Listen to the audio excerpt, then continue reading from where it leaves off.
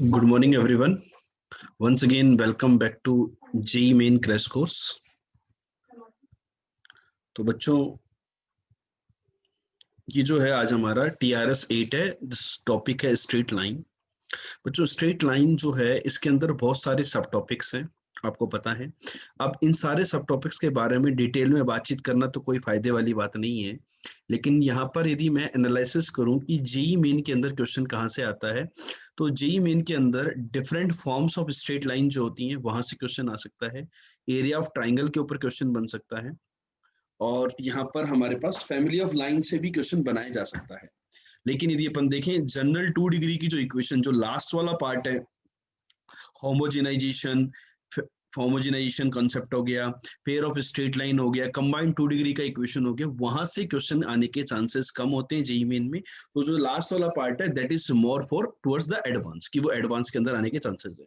यदि मैं क्वेश्चन की बात करूं तो जेईई मेन में भी एक क्वेश्चन और एडवांस के अंदर भी एक एक क्वेश्चन यहाँ पर होते हैं बेटा। एक क्वेश्चन जेईई मेन में होता है और एक क्वेश्चन एडवांस में होता है, मतलब एक एक क्वेश्चन यहाँ से पूछे जाने के चांसेस हैं दोस्तों। तो बच्चों हम बात करते हैं स्ट्रेट लाइन की। तो स्ट्रेट लाइन का जो पहला जो कॉन्सेप्ट आता है वो कार्टेशियन कोऑर्डिनेट सिस्टम का आता है। कार्टेशियन कोऑर्डिनेट सिस्टम क्या होता है, कोऑर्डिनेट सिस्टम क्या होता है, ये 4 कोऑर्डिनेट होते हैं। यहाँ पे जो बात सबसे इंपॉर्टेंट जहाँ पे बच्चे मिस्टेक करते हैं वो ये करते हैं कि यदि कोई पॉइंट हमें x, y दिया हुआ हो और पूछा जाए कि उस पॉइंट की x एक्सिस या y एक्सिस से डिस्टेंस क्या होगी। लेट्स से एक पॉइंट है x, y, उसकी यदि मैं आपसे पूछूं कि x एक्सिस से डिस्टेंस क्या होगी, तो आप लोग जनरली आंसर दे देते हो कि उसका जो y कोऑर्डिनेट होता है दैट इज द डिस्टेंस। नहीं दोस्तों, जो y जो x एक्सिस से जो डिस्टेंस होती है वो मोड y होती है। Distance is always positive. बात समझ में आई क्या? तो इस बात का हमें ध्यान रखना है कि डिस्टेंस हमेशा पॉजिटिव होती है, क्योंकि हमें नहीं पता कि वो जो जनरल पॉइंट होता है x, y वो कौन से क्वाड्रेंट के अंदर है। ठीक है, तो वो जो डिस्टेंसेज होती थी वो एल्जेब्रिक डिस्टेंसेज हमारे पास होती थी। इसके बाद जो सेकंड जो टर्म आता है वो आता है distance formula. Distance formula clear है, मॉड ऑफ x1 मतलब under root of x1 minus x2 का होल स्क्वायर पर y1 माइनस y2 का whole square, this is the distance formula. Distance formula ये आपसे बात कर सकता है कि पॉइंट की ओरिजिन से डिस्टेंस क्या होगी। Distance between the two point is given, then use the sign plus minus to solve the questions. Vertical points हो, हॉरिजॉन्टल पॉइंट्स हो, तो उनके बीच के डिस्टेंस हम डायरेक्टली ले सकते हैं, वहां पर डिस्टेंस फॉर्मूला लगाने की जरूरत नहीं है। यदि पॉइंट्स आपको बच्चों इस प्रकार से गिवन होते हैं तो जब भी आप डिस्टेंस कैलकुलेट करो तो वहां पर मतलब आपके पास फिक्स पॉइंट नहीं है ना, तो हमें नहीं पता कि x1 बड़ा x2, तो यूज ऑलवेज मॉडुलस साइन। यदि आप मॉडुलस साइन नहीं लेते हो तो आगे जाकर के गड़बड़ कर सकते हो। ठीक है बेटा, तो यहाँ पर जैसे डिस्टेंस फॉर्मूले के अंदर अपन क्वेश्चन का वैरायटी देख सकते हैं कि भाई x की वैल्यू निकालनी है जिसके लिए डिस्टेंस ऐसी दी हुई हो, 3 पॉइंट है, डिस्टेंसेज इक्वल करके अपन x निकाल सकते हैं। तो अब बात करें कि डिस्टेंस फॉर्मूले का एप्लीकेशन कहाँ कहाँ पर होता है।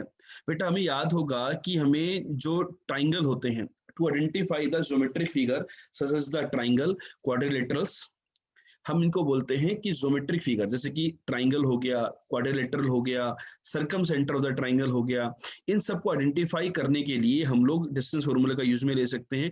ट्राइंगल बच्चों 3 तरीके के होते हैं, इक्विलेटरल होता है, आइसोसेलिस होता है, स्केलिन होता है। यदि मैं क्वाड्रिलेटरल की बात करूं तो क्वाड्रिलेटरल के अंदर हमें कौन कौन से क्वाड्रिलेटरल के बारे में प्रॉपर्टीज पता होनी चाहिए।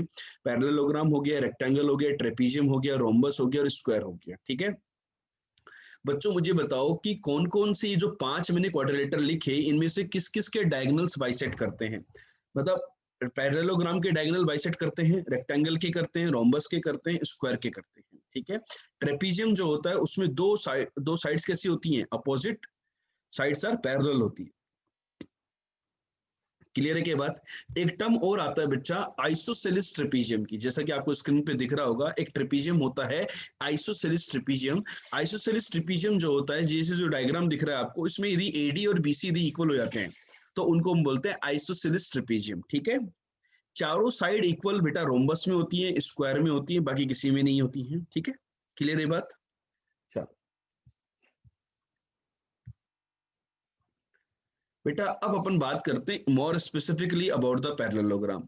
तो बेटा किसी भी क्वाड्रिलेटरल को यदि मुझे ये प्रूव करना है कि वो पैरेललोग्राम होगा, तो ये जो 4 पॉइंट मैंने स्क्रीन पे लिखे हैं, इन चारों में से किसी भी एक पॉइंट को यदि हम प्रूव कर देते तो हमारा काम हो जाता है। मतलब यदि हम ये प्रूव कर दें कि both pairs of opposite sides are equal and parallel, तो वो पैरेललोग्राम प्रूव हो जाएगा।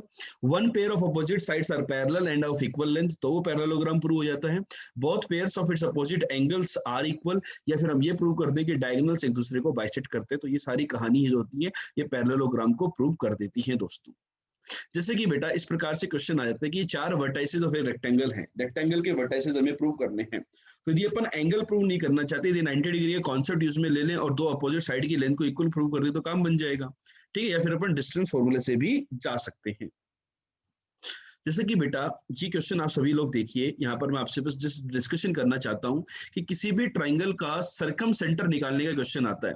तो सरकम सेंटर जो होता है ना, या तो देखो ट्राइंगल में यहाँ पर सरकम सेंटर निकालने का क्या तरीका होता है, एक तो होता है डिस्टेंस फॉर्मूले का एप्लीकेशन होता है, और एक दूसरा एप्लीकेशन होता है सरकम सेंटर का परपेंडिकुलर बाइसेक्टर्स का। ठीक है, तो यहाँ पर हम जो एप्लीकेशन सीख रहे हैं वो सीख रहे हैं डिस्टेंस फॉर्मूले की हेल्प से। तो जो सरकम सेंटर जो होता है ना, वो होता है ओ पॉइंट। ये जो ओ पॉइंट आपको दिख रहा है, दिस इज द सरकम सेंटर।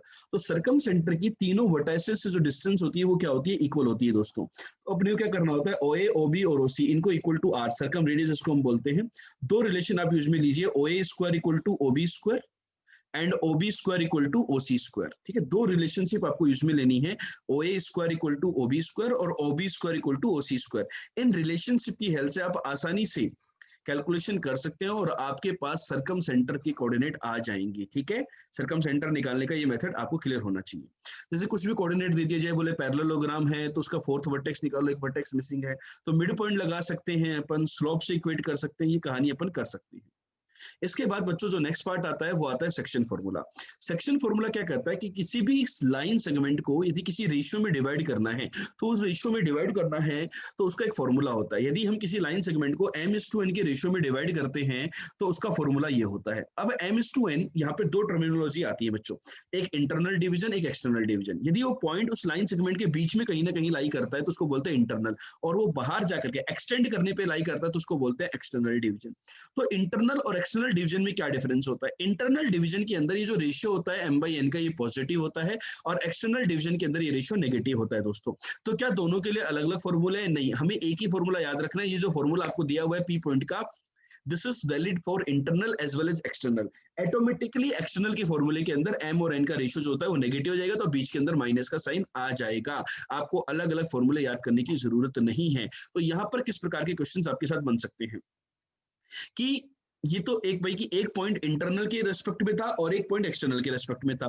तो इन दोनों पॉइंट के रेस्पेक्ट में, मतलब इन दोनों को अपन एक दूसरे के रेस्पेक्ट में कुछ कह सकते हैं क्या? हाँ, एक क्वेश्चन यहाँ पर बनता है कि यदि आपको पी पॉइंट इंटरनली डिवाइड कर रहा है और क्यू पॉइंट एक्सटर्नली डिवाइड कर रहा है लाइन सेगमेंट ए बी को in the same ratio m/n, तो ये जो पॉइंट होते हैं ए, मतलब हम ये बोलते हैं एपी, ए बी और ए क्यू, ये जो तीनों क्वांटिटीज हैं, तीनों एपी ए बी और ए क्यू, ये क्या होंगे? डिस्टेंसेस होंगी। तो ये जो डिस्टेंसेस होती हैं ये एचपी के अंदर होती हैं। तो आपको पता है एचपी का formula twice two upon A B equal to 1/ap plus 1/aq।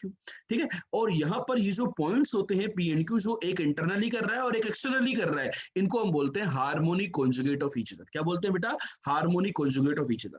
इसके ऊपर बहुत ही अच्छा क्वेश्चन बनता है हार्मोनिक कॉन्जुगेट का, कि सबसे पहले यहाँ पर क्या बोल देता कि भाई ये पॉइंट इसको इंटरनली डिवाइड कर रहा है, या फिर मतलब ये पॉइंट किसी रेशियो में डिवाइड कर रहा है, तो इस पॉइंट के रेस्पेक्ट में इसका हार्मोनिक कॉन्जुगेट निकालो। तो वो जो पॉइंट हमें गिवन था वो उस लाइन सेगमेंट को कौन से रेशियो में डिवाइड कर रहा है वो हमें नहीं पता होता है। तो हम क्या करते हैं, λ/1 मान लेते हैं। यदि रेशियो निकालना होता है तो हमेशा λ/1 मानो, m/n मत मानो। लैम्डा की वैल्यू आ गई, आपने तो जनरल फॉर्मूला लगा दिया, लैम्डा पॉजिटिव आए तो इंटरनल कर गया और लैम्डा नेगेटिव आए तो एक्सटर्नल कर गया। यदि इंटरनल कर रहा है तो एक्सटर्नल के रेशियो से निकाल लेंगे दूसरा पॉइंट हार्मोनिक कॉन्जुगेट, और यदि वो पहले जो पॉइंट निकाला वो यदि एक्सटर्नल कर रहा है तो इंटरनल के रेशियो से निकाल लेंगे हम लोग। जैसे कि बेटा यहाँ पर एक क्वेश्चन आपके सामने है, देखिए बेटा सभी लोग कि -1, -1, 4, 4 और 7, 7 की लाइन जॉइनिंग को कौन से रेशियो में डिवाइड करता है? तो बच्चे लोग आप कैसे सोल्व करोगे इसको, बताइए।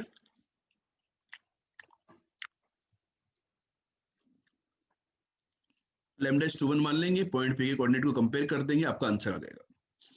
दूसरा तरीका, थोड़ा सा ऑब्जर्वेशन स्किल डेवलप कीजिए। ये दोनों तीनों point y equal to x वाली लाइन पे लाई करते हैं। डायग्राम में देखो, तो P पॉइंट देखो यहाँ पर, ये A पॉइंट था, ये B पॉइंट था, और जो P पॉइंट है, जो P पॉइंट है वो क्या करता है, PA/PB, PA/PB कौन सी रेशियो में डिवाइड करता है?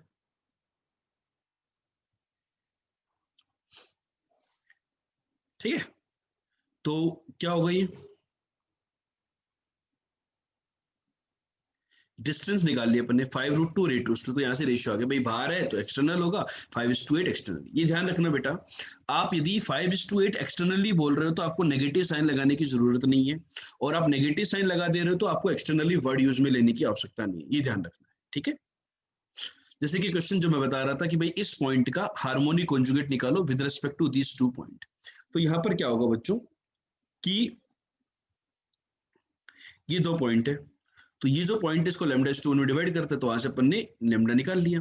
अब इसका कॉन्जुगेट अपन एक्सटर्नल रेशियो में निकाल लेंगे। इस प्रकार के क्वेश्चन यहाँ पर बन सकते हैं बच्चों। एक आगे एक पॉइंट आता है, इसको हम बोलते हैं ट्राइंगल मिड पॉइंट शॉर्टकट। क्या बोलते हैं बेटा इसको? Triangle mid point shortcut. ये जो ट्राइंगल मिड पॉइंट शॉर्टकट है, ये क्या कहता है कि यदि आपको मिड पॉइंट के कोऑर्डिनेट पता है, किसके कोऑर्डिनेट पता है? मिड पॉइंट के कोऑर्डिनेट पता है। या देखिए x2, y2, x3, y3 and ये मिड पॉइंट है। यदि ये मिड पॉइंट की कोऑर्डिनेट है तो ए पॉइंट का जो कोऑर्डिनेट होगा वो हम आसानी से निकाल सकते हैं कि यहाँ पर देखिए इसके जो कोऑर्डिनेट है मतलब x2 + x3 - x1, x2 + x3 - x1, इसका x कोऑर्डिनेट आ गया, और b का x कोऑर्डिनेट आ गया x1 + x3 - x1 + x2 - x3, ठीक है। इन दोनों को आप ऐड कर दो, सॉरी या नीचे by2 भी आएगा ना, चेक करो बेटा by2 आएगा कि नहीं आएगा? by2 आएगा कि नहीं आएगा? चेक करके बताओ मेरे को भाई। देखो क्या कह रहा है कि जैसे b के कोऑर्डिनेट निकालने हैं, तो ये जो पास वाले जो पॉइंट है इनके x कोऑर्डिनेट को ऐड करो और दूर वाले के x कोऑर्डिनेट सेपरेट कर दो, ये कर दिया। जैसे a है, a के कोऑर्डिनेट निकालने हैं तो अपन क्या करेंगे x2 + x3 - x1, ठीक है। जैसे अपन देखो a के कोऑर्डिनेट ये आया, b के कोऑर्डिनेट ये आया, इन दोनों का मिड पॉइंट निकालते हैं, इन दोनों का मिड पॉइंट ये आना चाहिए। तो आप इसका x कोऑर्डिनेट और इसका x कोऑर्डिनेट को ऐड करो तो आया 2x2, उसका आधा कर देंगे मिड पॉइंट के लिए तो x2 आ गया, ठीक है। तो यहाँ नीचे by2 आएगा कि नहीं आएगा? नहीं आएगा ना by2।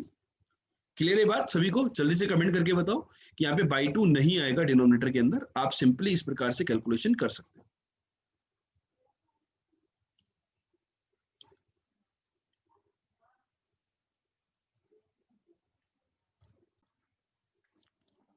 चलो एक बार प्रैक्टिस कर लो सभी बच्चे।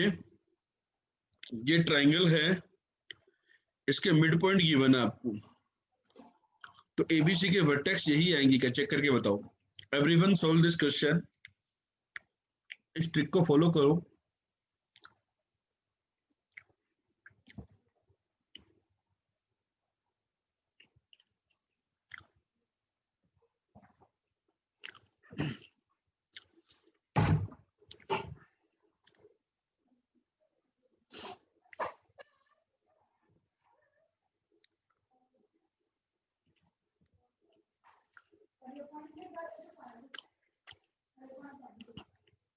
आगे क्या सबका? चेक करके बताओ आगे क्या भाई। जैसे कि ए के कोऑर्डिनेट निकालने तो 3 + 1 4, 4 - 5 - 1, समझिए। तो इस कॉन्सेप्ट को ध्यान रखने से क्या होता है कि हमारे पास रिलेशनशिप, कई बार क्या होता है फिर हम इन पॉइंट को मानते हैं x1 y1 x2 y2 x3 y3 abc के, फिर अपन क्या करते हैं मिड पॉइंट फॉर्मूला लगाते हैं, बहुत सारे रिलेशन आते हैं वहां से निकाल लेते हैं, या फिर अपन इस मिड पॉइंट शॉर्टकट को याद रखें बच्चों, ठीक है। अब बेटा नेक्स्ट पार्ट आता है कि कोई लाइन जो होती है वो किसी गिवन 2 पॉइंट लाइन सेगमेंट को, यदि 2 पॉइंट है मेरे पास, लेट से एक है ए पॉइंट एक है बी पॉइंट, इन दोनों की लाइन ज्वाइनिंग को, लेट से ए और बी की लाइन ज्वाइनिंग को, ए और बी की लाइन ज्वाइनिंग को किस रेशियो में डिवाइड करती है? किस रेशियो में डिवाइड करती है? ठीक है। तो कौन से रेशियो में डिवाइड करेगी इसके बारे में मैं बात कर रहा हूं यहाँ पर, ठीक है। देखो बेटा क्या होगा कि कोई लाइन, वो लाइन इधर भी हो सकती है और बाहर भी हो सकती है। तो वो लाइन जो होती है, मान ली ये लाइन है, यदि इसको m/n के रेशियो में डिवाइड करती है तो उस रेशियो की वैल्यू होती है माइनस टाइम्स, यदि आप ए से रेशियो की बात कर रहे हो तो जिस रेशियो से, जिधर से जिस पॉइंट से बात कर रहे हो उस पॉइंट को ऊपर रखेंगे अपॉन दूसरा वाला पॉइंट नीचे, ये रेशियो आ जाता है। अब सिंपल सी बात है, यदि ये रेशियो नेगेटिव आया मतलब ये एक्सटर्नल डिवाइड कर रहा है, एक्सटर्नल कर रहे तो यहाँ लाइन होगी, तो इसके रेस्पेक्ट में दोनों पॉइंट्स क्या होंगे, सेम साइड में होंगे। और यदि ये रेशियो पॉजिटिव आया, यदि ये रेशियो पॉजिटिव आया, मतलब इस लाइन के रेस्पेक्ट में पॉइंट्स क्या है, अपोजिट साइड में है।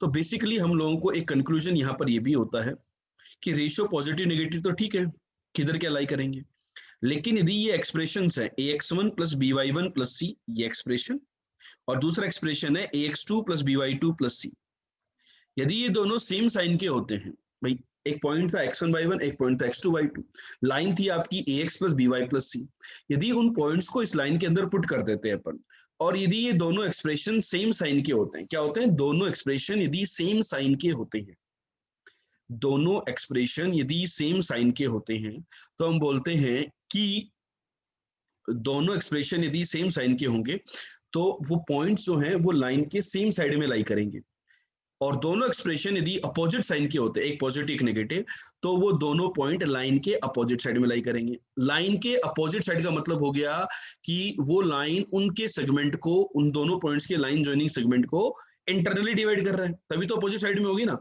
और इंटरनली कर रहा है तो देखो ये अपोजिट साइन के आए तो ये रेशियो एक नेगेटिव था तो ये पॉजिटिव आ गया रेशियो, ठीक है। तो ये कहानी आपको याद रखनी है बच्चों, ठीक है। तो ऐसा क्वेश्चन अपने पास बन सकता है पॉइंट की पोजीशन चेक करने के लिए। अब बच्चों यहाँ पर एक खतरनाक क्वेश्चन बनता है कि कोई पॉइंट दे दिया जाए और बोल दिया जाए कि वो इन तीन लाइन से बनने वाले ट्राइंगल के अंदर लाई करता है, तो अल्फा की वैल्यू बताओ। तो यहाँ पर हमें क्या करना है, ये तीन लाइंस है, तो हम क्या करेंगे, उन तीनों लाइन के वर्टेक्स निकल लेंगे वर्टेक्स। अब क्या करेंगे हम लोग कि वो जो पी पॉइंट है वो लाइन 1 के रेस्पेक्ट में पी पॉइंट और सी पॉइंट सेम साइड में होंगे, भाई जो इंटरनल अंदर लाई करेगा पॉइंट वो और सी पॉइंट, तो यहां से अपन पोजीशन ऑफ ए पॉइंट वाला कॉन्सेप्ट अप्लाई करेंगे कि सी पॉइंट को पुट करने पे जैसा साइन आ रहा है वैसा ही sine alpha comma alpha square को पुट करने पर भी आना चाहिए with respect to line 1 L1, इसी कारण लाइन L2 और लाइन L3, इनके रेस्पेक्ट में यदि अपन तीनों में कंडीशन लगा देंगे कि पी पॉइंट लाइन L3 के रेस्पेक्ट में P और B सेम साइड में होंगे और A और P पॉइंट लाइन L2 के रेस्पेक्ट में सेम साइड में होंगे, यदि ये कॉन्सेप्ट लगा देंगे तो इनसे जो कॉमन वैल्यूज आएंगे सोल्व करके उनके लिए जो पॉइंट होगा ये अंदर लाई कर जाएगा। तो इस प्रकार से हम लोग ट्राइंगल के अंदर पॉइंट की लोकेशन को आइडेंटिफाई कर सकते हैं, ठीक है बच्चों। नेक्स्ट बात आती है स्लोप का कॉन्सेप्ट आता है।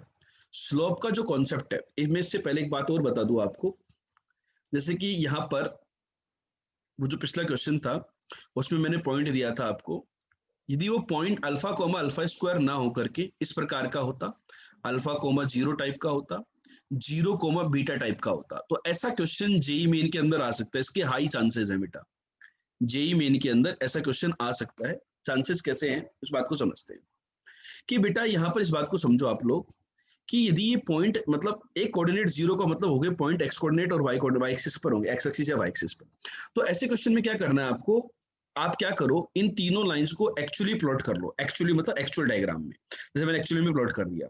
अब अंदर लाई करने के लिए मतलब ये वाला डायग्राम होगा, तो वैसे एक्स एक्स कभी भी ट्राइंगल के अंदर जो पॉइंट्स हैं उनका एक्स कोऑर्डिनेट कभी भी जीरो नहीं हो रहा, तो कोई बोले कि alpha comma zero inside the triangle lie करेगा, तो हो ही नहीं सकता यार, वाई कोऑर्डिनेट जीरो ही नहीं है ट्राइंगल के अंदर किसी भी पॉइंट का। अब कोई बोले कि जीरो को मैं बीटा अंदर लाई करेगा, तो एक्स कोऑर्डिनेट जीरो, तो वाई कोऑर्डिनेट वाले ये पॉइंट देख लो कि ये लाइंस आपको वाई एक्सिस पे कहाँ कट कर रही थी, वहां से आपका बीटा आ गया।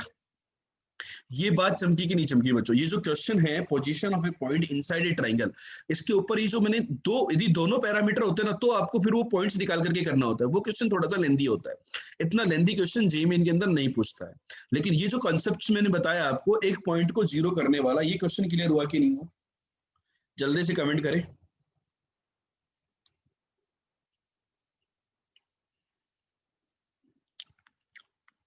ठीक है,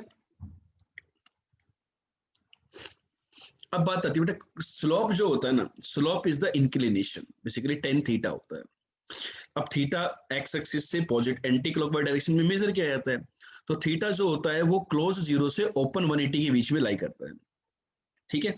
इसका एम जो स्लोप होता है लाइन का वो टेन थीटा होता है। अब ये बात क्लियर है कि यार टेन 90 डिग्री डिफाइन नहीं होता है, आप लोग मुझे बताइए क्या टेन 90 डिग्री डिफाइन होता है, क्या नहीं होता है 10 90 डिग्री डिफाइन। तो 90 डिग्री के केस में हम लोग स्लोप को बोलते हैं नॉट डिफाइंड, यदि थीटा 90 डिग्री होता है तो बोला जाता है स्लोप इज नॉट डिफाइंड, लेकिन लाइन एग्जिस्ट कर सकती है। जैसे कि वर्टिकल लाइन जो होती है ना बेटा, वर्टिकल लाइंस, उनका इंक्लिनेशन 90 डिग्री होता है, तो लाइंस जो होती है वो वर्टिकल लाइंस होती है। ऐसा नहीं कि स्लोप नॉट डिफाइंड है, तो लाइन की इक्वेशन जो आती है वो स्लोप से नहीं आती है बेटा, ध्यान रखना। मतलब स्लोप डिफाइंड होगा तो ही लाइन डिफाइंड नहीं, वर्टिकल लाइन जो होती है उसका 90 डिग्री एंगल होता है एक्स एक्सिस के साथ, लेकिन उसका स्लोप डिफाइंड नहीं होता, ध्यान रखना, ठीक है। तो ये कंफ्यूजन यहाँ पर आ सकता है। जो हॉरिजॉन्टल लाइन होंगी उनका स्लोप कितना हो जाएगा, जीरो, वो एक्स एक्सिस कितना एंगल बनाएंगे, जीरो बनाएंगे। अब बात यही आती है बेटा, स्लोप निकालने के लिए दो पॉइंट गिवन हो तो क्या करेंगे, तो निकाल लो y2 minus y1 upon x2 minus x1। तो ये सिंपल से क्वेश्चन बनते हैं। अब यहाँ पर बच्चों बात आ जाती है कोलिनियरिटी की। कोलिनियरिटी भी एक इंपॉर्टेंट टॉपिक है जेईई मेन के हिसाब से। यहाँ पर कोई ना कोई पैरामीटर वो इंट्रोड्यूस कर सकता है और उस पैरामीटर की वैल्यू पूछ सकता है जेईई मेन के क्वेश्चंस में, ठीक है। तो देखो कोलिनियरिटी क्या कहता है कि 3 पॉइंट कोलिनियर कब होते हैं, या तो अपन उन दोनों के मतलब slope of A B, slope of B C, slope of C को इक्वेट कर दें, या फिर उनसे बनने वाले ट्राइंगल का एरिया जीरो कर दें। बेटा आपको याद होगा ट्राइंगल का एरिया तीनों वर्टेक्स से, अभी याद नहीं है तो अपन आगे कुछ समय के बाद पढ़ने ही वाले हैं। हाफ ऑफ ये डिटरमिनेंट जो होता है ट्राइंगल का एरिया होता था। यदि क्योंकि तीनों पॉइंट कोलिनियर हो गए तो एक ही लाइन पे लाई करेंगे तो उनसे कभी भी ट्राइंगल नहीं बनेगा, तो उसका जो एरिया आएगा वो जीरो आएगा। या फिर अपन डिस्टेंस फॉर्मूला लगा दे, भाई ट्राइंगल बनता है तो sum of two side greater than third side होता है, तो इक्वलिटी हो जाएगी, तो मतलब ट्राइंगल नहीं बनेगा। या फिर वो साइड्स होते हैं डिफरेंस ऑफ टू साइड के इक्वल आ जाए। या फिर मैं ये कर दूं कि कोई पॉइंट उनमें से एक पॉइंट बाकी के दो पॉइंट को किसी लाइन सेगमेंट को किसी रेशियो में डिवाइड कर रहा है, सेक्शन फॉर्मूला से आ रहा है वो पॉइंट, मतलब वो लाइन, वो तीनों पॉइंट क्या होंगे, एक लाइन के ऊपर होंगे दोस्तों। तो जैसे क्वेश्चन ये आगे भाई अपन कोलिनियर प्रूव करना है तो स्लोप, डिटरमिनेंट या डिस्टेंस से कैसे भी कर सकते हैं, ठीक है। जैसे कि ऐसा मतलब पॉइंट आ सकता है कि जैसे यहाँ पे पैरामीटर डाल दिया x, क्वेश्चन को ध्यान से पढ़ो, बस करना नहीं है आपको, बोला x की वैल्यू निकालो, इसके लिए कोलिनियर, तो स्लोप को इक्वेट कर देंगे, ठीक है। तो नेक्स्ट जो पॉइंट आता है बच्चों वो आता है एरिया, कि 3 पॉइंट यदि गिवन हो तो उनका एरिया क्या होता है, इस फॉर्मूले से दिया जाता है। बस यहाँ पर हमें ध्यान रखना है कि ये जो दो वर्टिकल लाइंस है, ये this are the notations of the determinant, ये मॉडुलस को डिनोट नहीं कर रहे हैं, ऐसा नहीं कि ये मॉडुलस है। और एरिया जो होता है वो हमेशा पॉजिटिव लिया जाता है। तो पॉजिटिव कैलकुलेशन के लिए क्या होता है कि आपको ये जो पॉइंट्स पुट करने होते हैं ये एंटी क्लॉकवाइज सेंस में पुट करो, कि आप किसी भी पॉइंट से शुरुआत कर रहे हो तो उस पॉइंट से आगे के जो पॉइंट होते हैं वो कौन से डायरेक्शन में होनी चाहिए, एंटी क्लॉकवाइज। यदि अपन एंटी क्लॉकवाइज सेंस में पुट करते हैं तो इस डिटरमिनेंट की जो वैल्यू आती है वो पॉजिटिव आती है। और यदि आप रैंडम ऑर्डर में पुट करना चाहते हो तो यदि इसका डिटरमिनेंट का वैल्यू नेगेटिव है तो उसको मोड मतलब पॉजिटिव बना देना, वो एरिया हो जाएगा। तो बेटा क्या हुई बात, यदि अपन एंटी क्लॉकवाइज सेंस में यदि पुट करना चाहते हैं पॉइंट्स को तो मुझे उन पॉइंट्स की एक्यूरेट लोकेशन पता होनी चाहिए। यदि मुझे तीनों वर्टिसेस के एक्स कोऑर्डिनेट और वाई कोऑर्डिनेट पता है तो मैं उनको लोकेट कर लूंगा और किसी भी एक पॉइंट से स्टार्ट करके उनको एंटी क्लॉकवाइज सेंस में पुट कर दूंगा। लेकिन यदि क्वेश्चन के अंदर मुझे ट्राइंगल के दो वर्टेक्स पता है और एक वर्टेक्स यदि पैरामीटर के टर्म में दिया गया है और बोल दिया गया कि भाई इसका एरिया 4 है तो थर्ड के कोऑर्डिनेट निकालो, तो वहां पे दिक्कत होगी। वो third coordinate anti clockwise sense में भी हो सकता है और क्लॉकवाइज सेंस में भी हो सकता है, तो वहां पर बच्चों आपको प्लस माइनस का साइन लेना रहता है यदि आपके पास पॉइंट सही नहीं गिवन है तो। जैसे कि ऐसा क्वेश्चन बना आपके पास ए और बी दो पॉइंट है, एक कोऑर्डिनेट निकालो जिसके लिए पी ए बराबर पी बी और एरिया 10 हो। तो अब आपको एरिया 10 कर दिया तो आप क्या करेंगे, plus minus 10 equal to this. आपको नहीं पता कि ये एक्स वाई जो है, जैसे ए बी एक्स वाई यहाँ है या यहाँ है, तो वो क्लॉकवाइज में हो रहा है या एंटी क्लॉकवाइज में हो रहा है वो नहीं पता। तो यदि ऐसा केस आता है तो वहां पर आपको कैलकुलेशन के लिए बच्चों प्लस माइनस का साइन लेना है। ये प्लस माइनस लेकर के ही डील करना है, तभी आपका आंसर सही आएगा, नहीं तो गलत कराओगे आप लोग, ठीक है बेटा। इसके बाद आता है एरिया ऑफ पॉलीगन। यदि आपके पास एन साइडेड पॉलीगन है, एन साइडेड पॉलीगन है और उसका आपको एरिया कैलकुलेट करना है, क्या करना है, एरिया कैलकुलेट करना है एन साइडेड पॉलीगन का। तो एन साइडेड जो पॉलीगन है उसका यदि मैं एरिया कैलकुलेट करूं, यदि मैं एन साइडेड पॉलीगन का यदि मैं एरिया कैलकुलेट करूं तो क्या होगा, दीज आर द थिंग्स, भाई half x1 x2 y1 y2 2/2 के डिटरमिनेंट आप निकाल दो, वो आपका एरिया हो जाता है। और उसको याद करने के लिए बेटा क्या है, जहां से शुरुआत करो वहीं खत्म करना है। पहला कोऑर्डिनेट, दूसरा कोऑर्डिनेट, दूसरा कोऑर्डिनेट, तीसरा, तीसरा, मतलब पहले ऐसे ऐसे करके लास्ट का, फिर जहां से शुरुआत करी जिस कोऑर्डिनेट से उसी कोऑर्डिनेट पे खत्म करना है, ठीक है।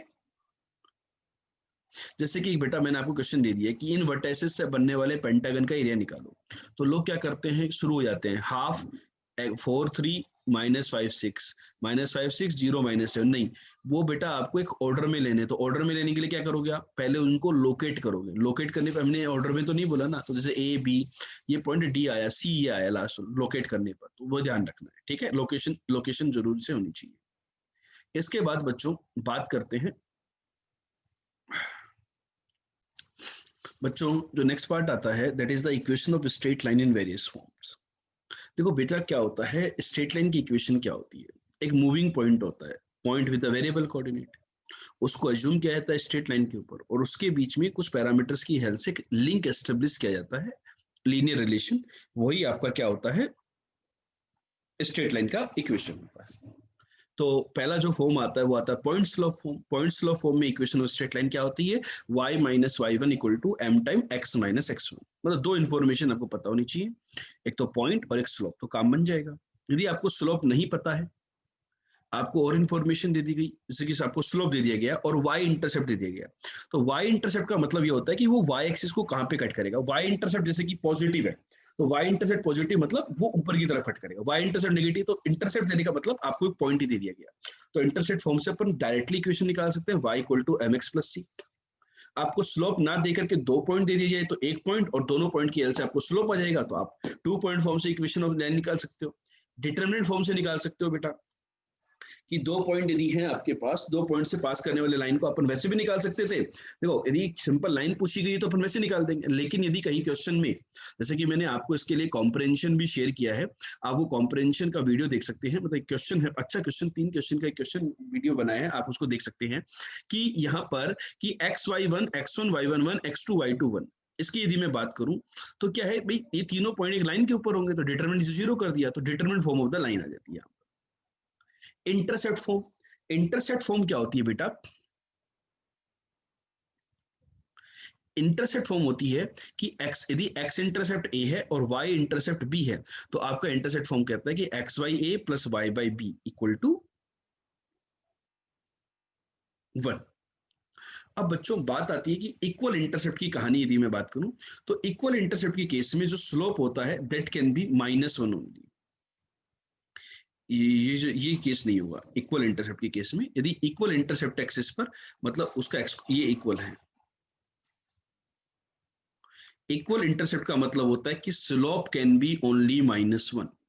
कहीं पे क्वेश्चन हो कि लाइन जो है वो इक्वल इंटरसेप्ट बना रही है, तो इक्वल इंटरसेप्ट मतलब एक्स और वाई पे दोनों पे सेम क्वांटिटी आ रही है, ठीक है। और एक टर्मिनोलॉजी आती है इक्वल एंगल बना रही है एक्सिस के साथ, तो इक्वल एंगल जैसे कि ये 45 डिग्री, ये 45 डिग्री, तो स्लोप 1 हो गया, यहाँ पर भी स्लोप -1 हो गया, सॉरी। यदि इक्वल एंगल यहाँ पर भी बना सकता है ये एंगल, तो इक्वल एंगल के केस में स्लोप कैन बी +-1। लेकिन यदि टर्मिनोलॉजी गिवन है इक्वल इंटरसेप्ट, तो जो स्लोप होगा वो -1 ही होगा, वो स्लोप 1 नहीं हो सकता। मतलब ये जो लाइन है ना, ये वाली लाइन ऐसे समझ, ये लाइन, तो ये x इंटरसेप्ट, ये y इंटरसेप्ट है, लेकिन ये मैग्नीट्यूड वाइज डिफरेंट है, ठीक है, या तो दोनों नेगेटिव या दोनों पॉजिटिव। तो इक्वल इंटरसेप्ट बोल दिया गया, मतलब slope you have to take -1, और आपको इक्वल एंगल बना रही है कोऑर्डिनेट एक्सिस के साथ, then you can take the four possibility, slope can be 1, slope can be -1, ठीक है। ये पॉइंट क्लियर होना चाहिए यहाँ पर, ठीक है बच्चों। तो ये बहुत ही अल्ट्रा बेसिक क्वेश्चन है। इसके बाद जो नेक्स्ट फॉर्म ऑफ लाइन आती है दैट इज द परपेंडिकुलर या नॉर्मल फॉर्म। यहाँ पर देखो लाइन का कोई ज्यादा यूज नहीं है परपेंडिकुलर नॉर्मल फॉर्म का, लेकिन यदि हमें कोई पे फॉर्मेट दे दिया जाए तो अपन एनालिसिस कर सकते हैं।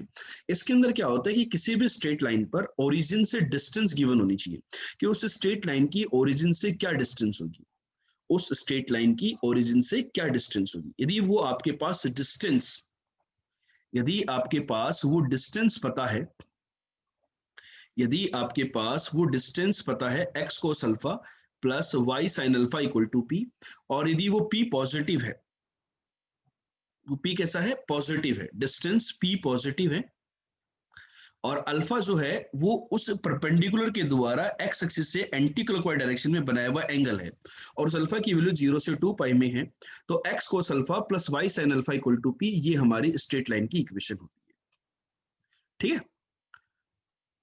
तो ये अपन डायरेक्टली निकाल सकते हैं, p पॉजिटिव होगा because p is the distance.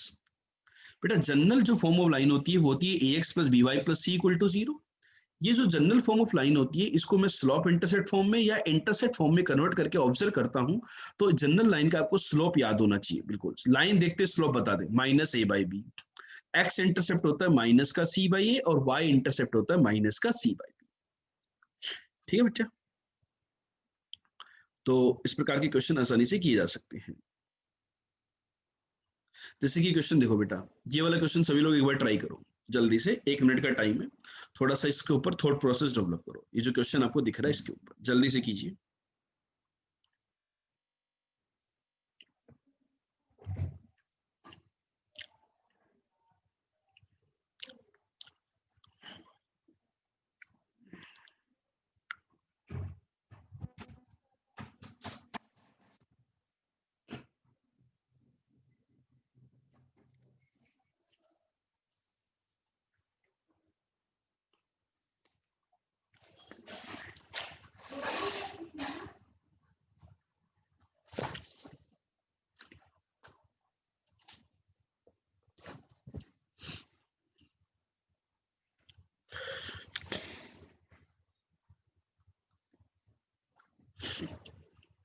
देखो बेटा, क्या बोला गया है, ओरिजिन से ऐसी लाइन जो इस वाली लाइन को जो इंटरसेप्ट कर रहा है बिटवीन द एक्सिस, तो ये 4 और 12 पॉइंट थे, ट्राइसेक्ट करें, तो एक पी पॉइंट और एक क्यू पॉइंट, तो ये ट्राइसेक्शन का मतलब ये 3 इक्वल पार्ट्स हो गए।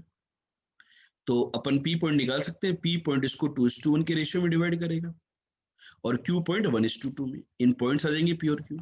लाइन जो पास करती है ओरिजिन से, उसको डायरेक्ट लिखने का तरीका होता है y = mx। और एम भी कैसे निकालोगे, जैसे ये लाइन है ओरिजिन से पास करती है, इसके ऊपर कोई पॉइंट है x1 y1, तो उसका जो स्लोप होता है वो होता है y1/x1। डायरेक्टली लिख देते हैं अपन जल्दी से, y = y coordinate upon x coordinate into x, that is the equation of line passing through origin। ठीक है, तो आपको ये क्वेश्चन क्लियर हुआ कि नहीं हुआ बेटा? ठीक है,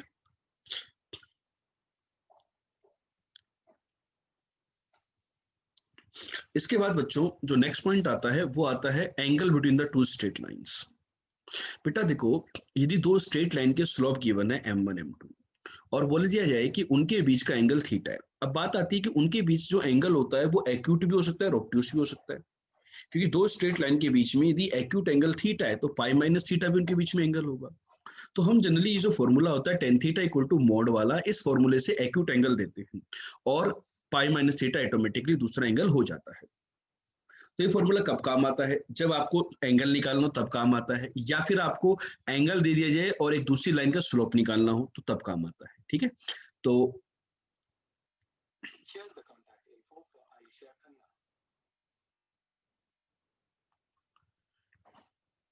अब जैसे कि क्वेश्चन देखो आप, मैंने क्या दिया है कि दो लाइंस के बीच में एंगल है π/4, उनमें से एक का स्लोप है 1/2 और दूसरी लाइन का स्लोप निकालो।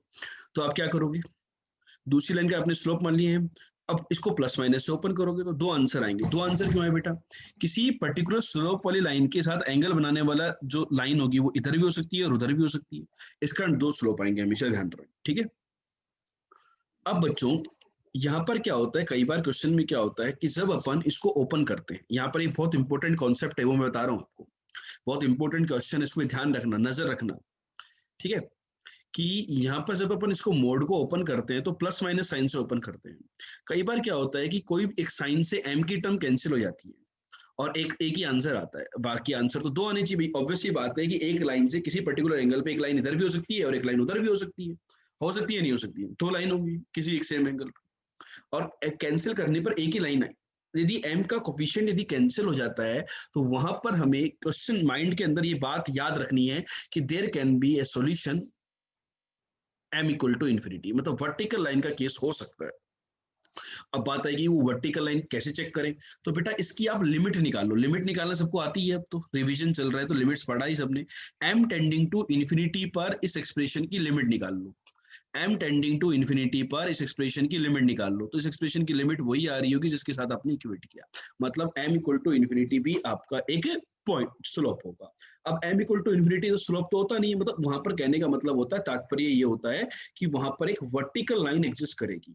और वो वर्टिकल लाइन कैसे निकालेंगे भाई, जो भी पॉइंट है, लेट्स से 1,2 से पास करती है वो लाइन, तो 1,2 से पास करने वाली वर्टिकल लाइन क्या होगी बच्चों, x = 1। सपोज 3,4 होता तो वहां से वर्टिकल लाइन क्या हो जाती है, x = 3 हो जाती। इस प्रकार से वो दो लाइन आपके पास आ जाएंगे, स्लोप पूछा गया तो वो भी आ जाएंगे बच्चों। ठीक है, तो इस पॉइंट का हमें ध्यान रखना है जब भी एंगल बिटवीन द लाइंस के बीच, स्लोप के बीच फॉर्मेट में क्वेश्चन आप ये करो। ठीक है,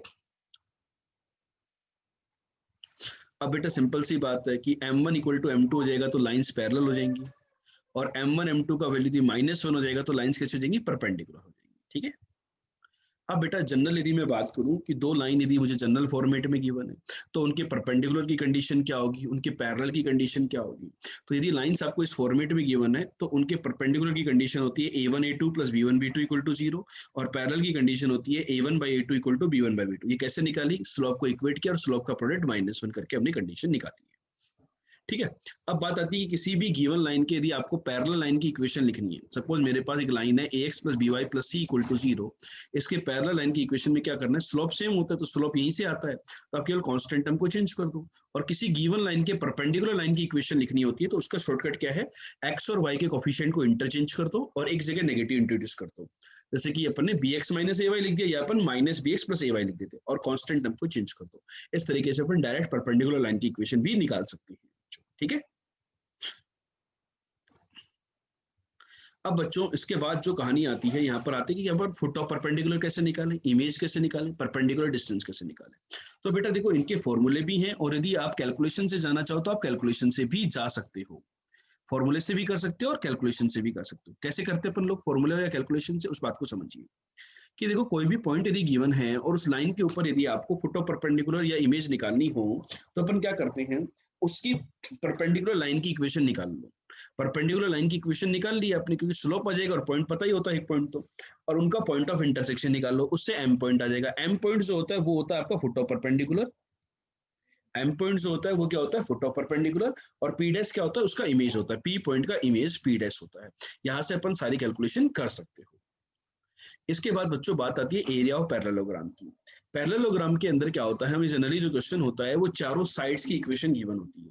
अब साइड की इक्वेशन गिवन होती है तो कोई भी दो एडजेसेंट साइड के बीच का एंगल निकाला जा सकता है, भाई थीटा, एडजेसेंट साइड के बीच का थीटा, और पैरेलल साइड्स के बीच की डिस्टेंस निकाल सकते हो। आप क्या निकाल सकते हो, पैरेलल साइड्स के बीच की डिस्टेंस भी कैलकुलेट कर सकते हो, दोनों पैरेलल साइड्स की, भाई ऐसे भी और ऐसे भी। ठीक है, P1 P2 माना P1 P2 पैरेलल साइड के बीच की डिस्टेंस है और थीटा कोई भी दो एडजेसेंट साइड के बीच में एंगल है।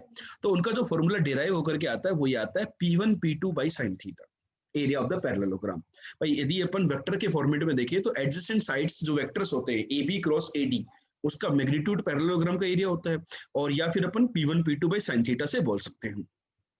लेकिन दोस्तों यदि आपको lines y equal to mx plus c format में यदि पता है, यदि आपको y equal to m1x plus c1 और y equal to m2x plus c2, मतलब इस फॉर्मेट में यदि आपको लाइंस पता है, ये ध्यान रखना यहाँ पर क्वेश्चन को सोल्व करते हुए जो बच्चे गड़बड़ करते हैं, क्या होता है क्वेश्चन के अंदर लाइंस आपको जनरल फॉर्मेट में गिवन होती है। अभी मैं आपको एक नया फॉर्मूला बताने वाला हूँ एरिया ऑफ पैरेललोग्राम का, वो फॉर्मूला मैंने लाइंस को y equal to mx plus c format में लेकर के ही डिराइव किया है। ठीक है, तो वहां पर आपको यदि लाइन जनरल फॉर्मेट में गिवन हो तो उसको पहले आप इस फॉर्मेट में कन्वर्ट कर लेना ताकि आप m1 m2 c1 c2 इनकी वैल्यू सही पुट करें। तो यहाँ से बेटा जब कैलकुलेशन करते हैं अपन लोग तो एरिया ऑफ पैरेललोग्राम का एक बहुत ही शानदार और सिंपल सा फॉर्मूला डिराइव होकर के आ जाता है।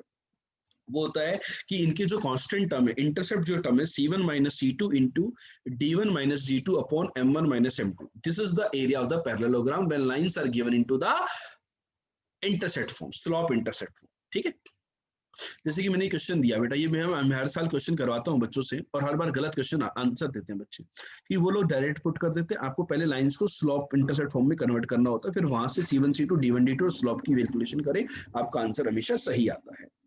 नेक्स्ट बेटा एक फॉर्म ऑफ लाइन और बच गई थी, that is the parametric equation of line. Parametric equation of line कुछ नहीं बेटा, वहां पर ये बोला जाता है कि किसी कोई पॉइंट पता है और इंक्लिनेशन पता है, पॉइंट और इंक्लिनेशन पता है तो आप लाइन की इक्वेशन वैसे लिख दोगे। लेकिन पैरामेट्रिक फॉर्म क्या कहती है कि उस लाइन पर उस फिक्स पॉइंट से किसी डिस्टेंस r पर यदि आपको पॉइंट के कोऑर्डिनेट कैलकुलेट करने हो then you have to use the parametric equation. Let's say मेरे पास एक लाइन के ऊपर P पॉइंट है जिसके कोऑर्डिनेट है x1, y1। ठीक है, अब मुझे इस लाइन के ऊपर r डिस्टेंस के ऊपर किसी पॉइंट के कोऑर्डिनेट चाहिए, मुझे इस लाइन के ऊपर r डिस्टेंस पर किसी पॉइंट के कोऑर्डिनेट चाहिए। तो मैं क्या करूंगा, मैं उस पॉइंट के कोऑर्डिनेट को कैसे कैलकुलेट करूंगा मैं वो आपको बताता हूँ। तो मैं क्या लिखूंगा बेटा, उस पॉइंट के जो कोऑर्डिनेट होंगे वो x कोऑर्डिनेट आएगा आपका, उस पॉइंट का x coordinate x1 plus r cos theta, मतलब x minus x1 by cos theta equal to y minus y1। ये तो देखो इन दोनों को हेल्प से करोगे तो ये तो लाइन ही लिखी हुई, यही तो लिखा हुआ है, और इक्वल टू r। तो r का मतलब क्या होता है, पैरामीटर है कि उस लाइन के ऊपर अपन r डिस्टेंस के ऊपर जाएंगे तो मेरे को पॉइंट मिल जाएगा। थीटा क्या है, फिक्स है, तो पैरामीट्रिक। तो r डिस्टेंस पे जाने पे, r डिस्टेंस यहाँ पर भी जा सकते हैं और पीछे की तरफ भी जा सकते हैं, वो क्वेश्चन के ऊपर डिपेंड करेगा हमें कौन सा पॉइंट चाहिए। तो जनरली हम यहाँ पे कई बार प्लस माइनस r भी ले लेते हैं, एक तरफ आगे की तरफ एक तरफ पीछे की तरफ। वो कैसे चेक करेंगे, वो पॉइंट्स के कोऑर्डिनेट बढ़ रहे हैं या डिक्रीज हो रहे हैं, उसके हिसाब से हम लोग चेक करते हैं। तो क्या काम में आता है ये पैरामीट्रिक, उस लाइन के ऊपर किसी पॉइंट के कोऑर्डिनेट को निकालने के काम आता है। जैसे कि कोई बेटा आपको बोल दे कि इस लाइन के ऊपर √2 डिस्टेंस पर इस पॉइंट से पॉइंट के कोऑर्डिनेट निकालो, तो √2 डिस्टेंस पर पॉइंट क्या होंगे बेटा, पैरामीट्रिक यूज में ले लें अपन, प्लस माइनस आर, तो वो पॉइंट ऊपर भी हो सकता है और नीचे भी हो सकता है, तो ऐसे कोऑर्डिनेट आ गया आपके पास। जैसे कि क्वेश्चन समझना आप, दो वर्टाइसेस दे दिए गए, ए दे दिया गया 0 0 और बी दे दिया गया 3√3, तो थर्ड वर्टेक्स निकालो और ट्राइंगल बोल दिया गया इक्विलेटरल। तो कैसे करोगे आप, आपने ए बी साइड निकाल ली, ये एम पॉइंट निकाल लिया आपने, सेक्शन फॉर्मूला से मिड पॉइंट होगा एम, इनका मिड पॉइंट निकाल लिया एम, तो आपने स्लोप ऑफ ए बी निकाल लिया, तो परपेंडिकुलर की लेंथ भी आ गई, √3a/2 होती है, परपेंडिकुलर की लेंथ भी आ गई, ठीक है। और ये जो लाइन सी एम है इसका स्लोप आ गया, तो ये जो जहां पर अपने पास पॉइंट होगा सी पॉइंट, इसी पे तो लाई करेंगे परपेंडिकुलर पे, तो इसका पॉइंट आ गया और ये डिस्टेंस आ गई, तो इतना ऊपर या इतना नीचे, तो ये अपन ने पैरामीटर की इक्वेशन लिख दी एम पॉइंट से, और ये पॉइंट से कोऑर्डिनेट आ गए सी पॉइंट और सी डैश पॉइंट। तो इस तरीके से अपन पैरामीट्रिक का यूज ले सकते हैं।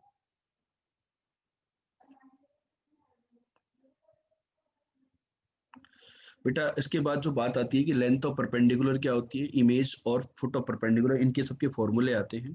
तो किसी भी पॉइंट से किसी लाइन की डिस्टेंस का मतलब होता है परपेंडिकुलर डिस्टेंस, उसका फॉर्मूला होता है ax1 + by1 + c upon √a² + b²। Foot of perpendicular का फॉर्मूला ये होता है और इमेज का फॉर्मूला ये होता है, ठीक है। ये सारे फॉर्मूले बच्चों आपको याद रखने हैं।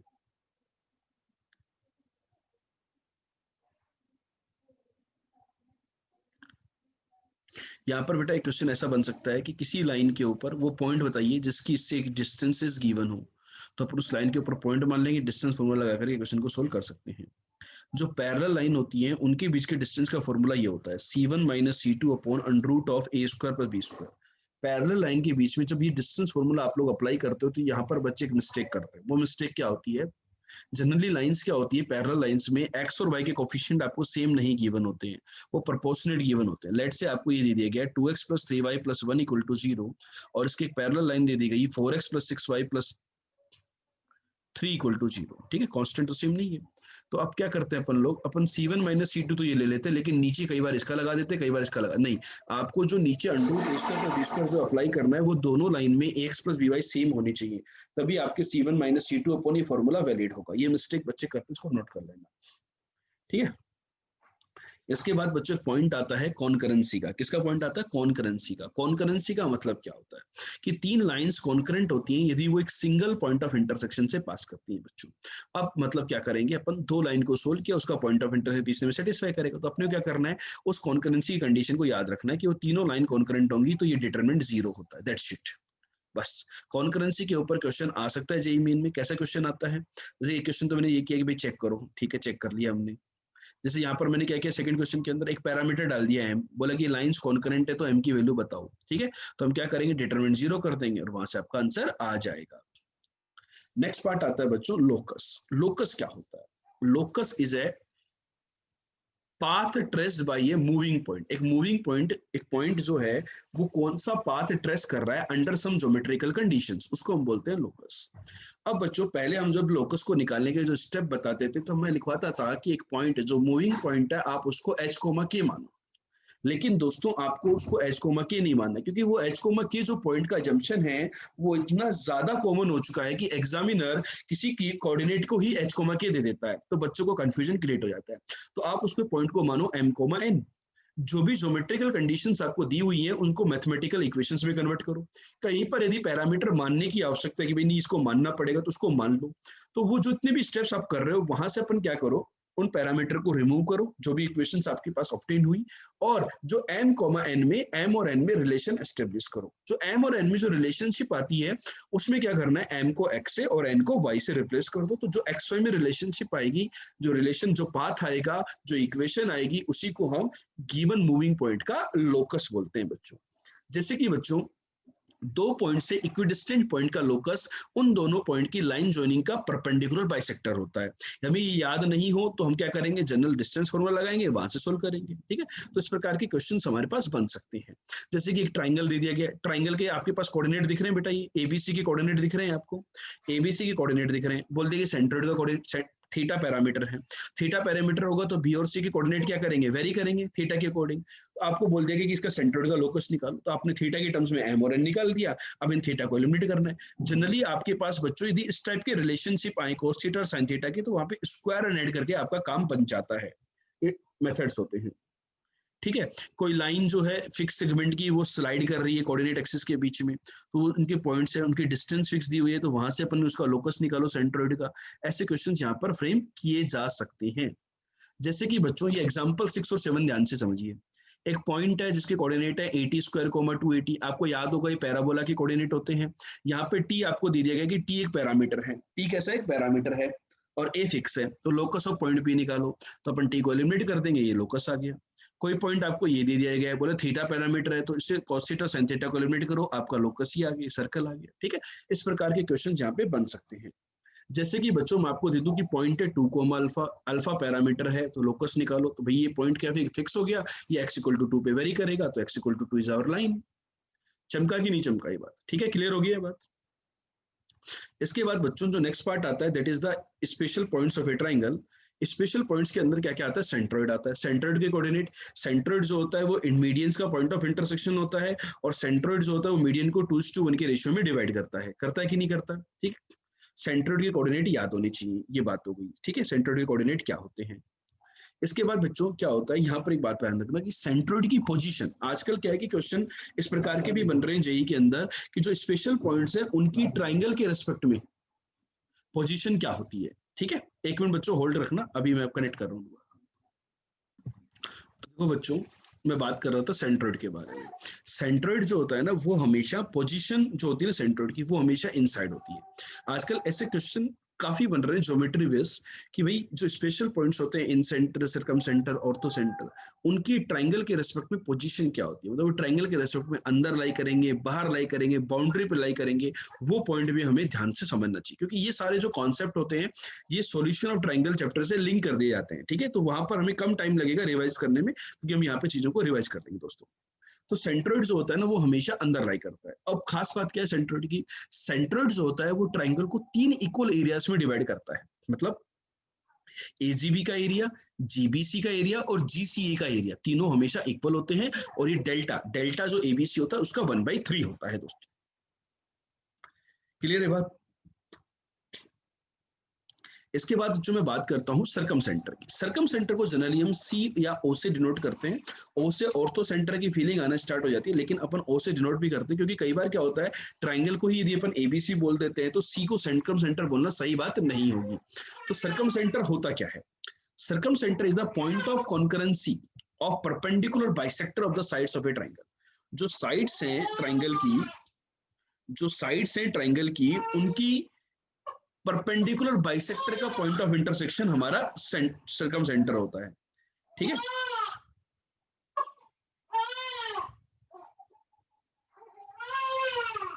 क्लियर है बात? तो आपको सर्कम सेंटर निकालने का मेथड ऑलरेडी हम डिस्टेंस फॉर्मूला में डिस्कस कर चुके हैं। सर्कम सेंटर जो होता है वो तीनों वर्टाइसेस से इक्विडिस्टेंट होता है।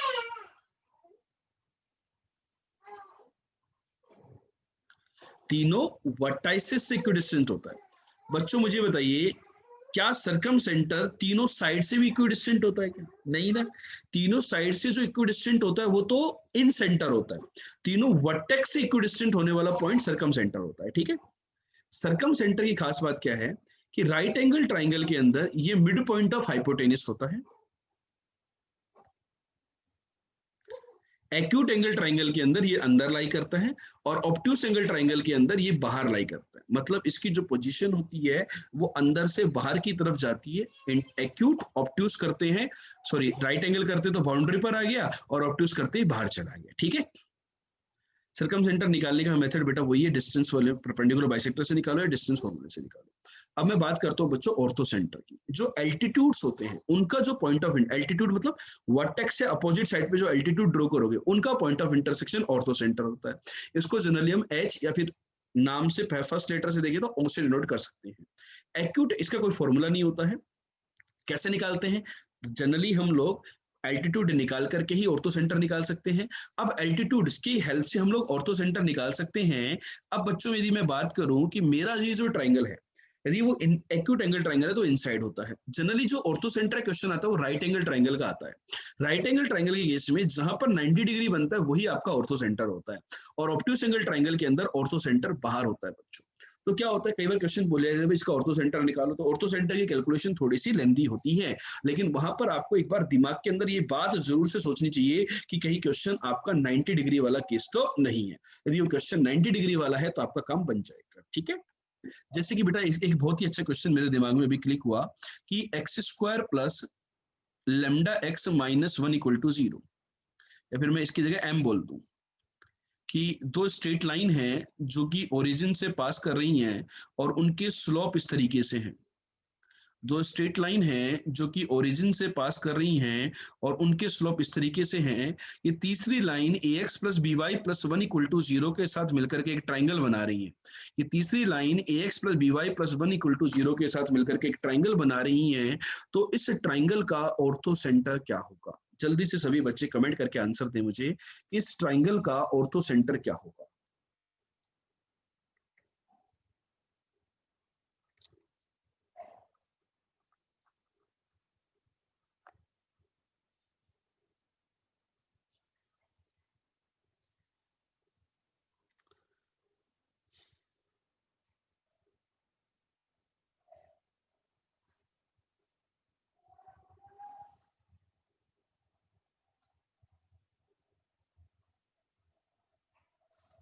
तो क्वेश्चन समझ में आया, चमका कि नहीं चमका? कि बहुत सारे लोग यहाँ पर कंफ्यूजन की स्थिति में रहते कि यार करें क्या, क्या नहीं करें। आपके क्वेश्चन का लेवल क्लियर हुआ कि नहीं हुआ कि बेटा ये जो दो स्लोप है m1 m2 इनका प्रोडक्ट -1, मतलब ये वाला जो एंगल है ये 90 डिग्री है। तो ये राइट एंगल ट्राइंगल के केस में ये वर्टेक्स जहां पर 90 डिग्री बनता है वहीं पर हमारा मतलब डायग्राम में हो सकता है कि दूसरी वाली लाइन इधर जाएगी, थोड़ा 90 डिग्री पे बनाओ, वो फर्स्ट क्वाड्रेंट में नहीं रहेंगी, है ना। लेकिन क्या होगा, 90 डिग्री कहाँ पे बन रहा है? ओरिजिन पे बन रहा है। तो आपका ये जो ट्राइंगल हो इसका ऑर्थो सेंटर क्या आ गया? ओरिजिन आ गया। चमका कि नहीं चमका क्वेश्चन? ठीक है, तो यहाँ पर आपको ऑर्थो सेंटर के केस में राइट एंगल ट्राइंगल का यूज ज्यादा होता है। ऑर्थो सेंटर के केस में भी बच्चों एक इंपॉर्टेंट प्रॉपर्टी है। वो प्रॉपर्टी क्या है? वो प्रॉपर्टी ये है कि ये जो ऑर्थो सेंटर है यहां से बेटा आपके पास तीन टाइप के ट्राइंगल बन रहे हैं। एक बन रहा है ABH, एक बन रहा है ACH और एक बन रहा है BCH। तो ये जो ABH है ना इसका ऑर्थो सेंटर C होता है, ACH का ऑर्थो सेंटर B होता है और BCH का ऑर्थो सेंटर A होता है। ये भी हमें ध्यान रखना है बच्चों, ठीक है। अब बेटा बात करते हैं आगे।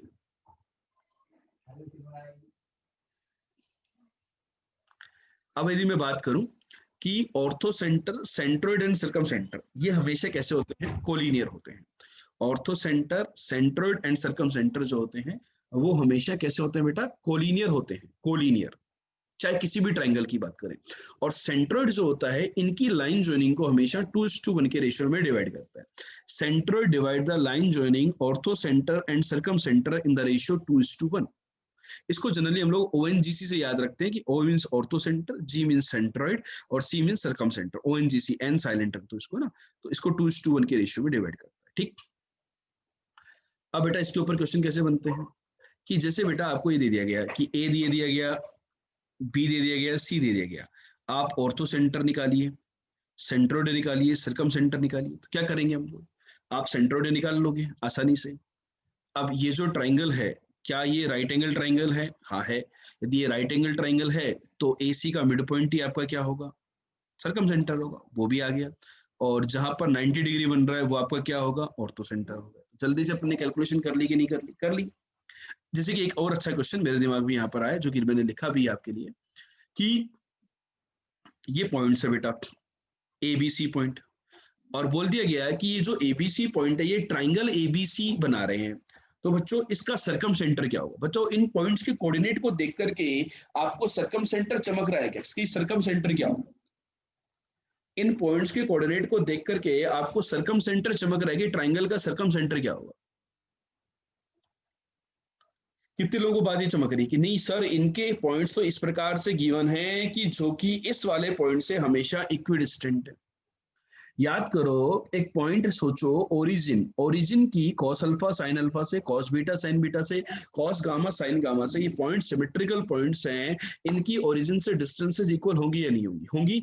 यदि किसी पॉइंट की ओरिजिन से डिस्टेंसेस इक्वल हैं, मतलब इक्विडिस्टेंट हो गया ओरिजिन से, तो वो सर्कम सेंटर बन गया कि नहीं बन गया? वो जो पॉइंट है वो आपका सर्कम सेंटर बन गया कि नहीं बन गया? बन गया ना सर्कम सेंटर। सर्कम सेंटर आ गया। अब इसका सेंट्रोइड तो आप आसानी से निकाल सकते हैं, x1 plus x2 plus x3/3 करके। अब आपको क्वेश्चन सर्कम सेंटर भी नहीं पूछता, इस क्वेश्चन को डायरेक्ट आपसे पूछता है कि ऑर्थो सेंटर निकालो। तो ऑर्थो सेंटर को यदि निकालने का क्वेश्चन यदि होता, ये वाला क्वेश्चन, ठीक है, ये बहुत डिफिकल्ट लेवल का क्वेश्चन होगा। जो इस तरीके से नहीं सोचेंगे उनसे क्वेश्चन एग्जाम के अंदर होगा नहीं, और होगा तो भी 15-20 मिनट से पहले नहीं होगा। लेकिन आप इस तरीके से सोचेंगे तो गारंटी की 1 से 1.5 मिनट के अंदर आपके अंदर ही क्वेश्चन हो जाएगा। भाई सर्कम सेंटर का क्वेश्चन तो आपने ऑब्जर्व करते निकाल दिया, 5 सेकंड का काम, ठीक है। अब यदि आपसे क्वेश्चन के अंदर ऑर्थो सेंटर पूछा होता तो सेंट्रोइड निकाल लिया, सर्कम सेंटर ऑब्जर्व करके निकाल लिया, ऑर्थो सेंटर कैसे निकालेंगे? 2:1 के रेशियो वाले कॉन्सेप्ट से निकाल लेंगे, तो वहां से आपके पास ऑर्थो सेंटर भी आ जाता। नेक्स्ट जो पॉइंट आता है that is the in centre. In centre जो होता है ट्राइंगल के जो इंटरनल एंगल बाइसेक्टर्स होते हैं उनका पॉइंट ऑफ इंटरसेक्शन होता है। Incentre is the point of intersection of the internal angle bisector of the triangle, ठीक है। अब इन सेंटर जो होता है वो तीनों साइड से इक्विडिस्टेंट होता है। अब इन सेंटर को निकालने का बच्चे एक फॉर्मूला है, ये फॉर्मूला आपको ध्यान रखना है। एबीसी क्या है? अपोजिट साइड लेंथ है। इसी प्रकार से बेटा इन सेंटर जैसा ही आपके पास आता है एक्स सेंटर। अब लेकिन इन सेंटर से एक्स सेंटर की बात करने से पहले ये कुछ रेशियोज की बात करता हूं मैं। एक थ्योरम होती है angle bisector theorem. Angle bisector theorem तो क्या कहती है बेटा कि ये जो इंटरनल एंगल बाइसेक्टर होता है ये इसको अपोजिट साइड को इसकी रेशियो में डिवाइड करता है, एडजेसेंट साइड्स के रेशियो में, C/B के रेशियो में, ठीक है। और जहां पे ये इन सेंटर लाई करता है तो AI और ID का रेशियो, AI और ID का रेशियो ये होता है B + C/A। तो सेक्शन फॉर्मूला वगैरह लगा करके अपन इन सेंटर निकाल सकते हैं, वो सबके प्रूफ भी अपन कर सकते हैं, ठीक है। इन सेंटर जो होता है वो हमेशा इनसाइड द ट्राइंगल लाई करता है। एक्स सेंटर जो होता है वो क्या होता है बेटा, एक इंटरनल पकड़ लो, जैसे मैंने एक इंटरनल पकड़ लिया एंगल, और दो एक्सटर्नल एंगल बाइसेक्टर पकड़ लिया। एक्सटर्नल समझते हो ना, किसी भी ट्राइंगल का एक्सटर्नल, जैसे ये इंटरनल हो गया, एक्सटर्नल मतलब इसको एक्सटेंड किया, ये एक्सटर्नल, ये और ये एंगल इक्वल, इसको एक्सटेंड किया, ये और ये एक्सटर्नल, तो दो एक्सटर्नल एक इंटरनल, उसको बोल देंगे ए के अपोजिट एक्स सेंटर, ऐसे बी के अपोजिट, ऐसे सी के अपोजिट, ठीक है। तो इनको एक्स सेंटर बोलते हैं। एक्स सेंटर के जो कोऑर्डिनेट होते हैं, यदि ए के अपोजिट है तो उसके अंदर -a का साइन आता है यहाँ पर, बस, ठीक है। ऐसे ही I2, ऐसे ही I3, ठीक है। बच्चों ये कुछ पॉइंट्स हैं सारे स्पेशल पॉइंट्स के बीच में कि इन सेंटर इंटरनल एंगल बाइसेक्टर को कौन सी रेशियो में डिवाइड करता है, ये हमने देख लिया। इन सेंटर और एक्स सेंटर जो होते हैं वो एक दूसरे के हार्मोनिक कॉन्जुगेट होते हैं, क्योंकि एक्स सेंटर जो होता है ना वो उसी इसको इंटरनल एंगल बाइसेक्टर को ही, इस बाइसेक्टर को ही उसी रेशियो में, इन सेंटर जिस रेशियो में डिवाइड करता है उसी रेशियो में एक्सटर्नली डिवाइड करता है। और जिस कोलिनियर होते हैं, 2:1 का रेशियो होता है। अब यदि मैं बात करूं आइसोसेलेस ट्राइंगल की, आइसोसेलेस ट्राइंगल के अंदर बेटा क्या होता है, GOIC। अभी मैं बात कर रहा था centroid, ortho centre and circum centre की। आइसोसेलेस ट्राइंगल के अंदर इन सेंटर भी कोलिनियर हो जाता है, चारों चेरी की लाइन पे आ जाते हैं। और इक्विलेटरल यदि ट्राइंगल हो जाता है तो सारे के सारे पॉइंट कोइंसाइड कर जाते हैं। राइट एंगल ट्राइंगल के अंदर और ऑब्ट्यूस एंगल ट्राइंगल के अंदर ऑर्थो सेंटर और सर्कम सेंटर की पोजीशन क्या होती है ये ऑलरेडी डिस्कस कर चुके हैं बच्चों, ठीक है बच्चों। ये जो मैंने जो फॉर्मूले लिखवाए हैं ये आप लोग चाहें तो एडवांस पॉइंट ऑफ व्यू से लिख सकते हैं, मेंस में ये काम नहीं आएंगे। कि सर्कम सेंटर और ऑर्थो सेंटर का कोई फॉर्मूला नहीं होता है तो हमने क्या किया, वर्टेक्स के कोऑर्डिनेट और एंगल की हेल्प से एक फॉर्मूले का डेरिवेशन किया हुआ है, जिससे आप, ये सर्कम सेंटर का होता है और ये ऑर्थो सेंटर का होता है फॉर्मूला। कितने लोगों को ये याद है? किसी को याद नहीं हो तो एडवांस पॉइंट ऑफ व्यू के लिए आप लिख लेना, ये मेंस पॉइंट ऑफ व्यू में काम नहीं आता है कि सर्कम सेंटर का फॉर्मूला ये होता है और ऑर्थो सेंटर का फॉर्मूला ये होता है बच्चों, ठीक है।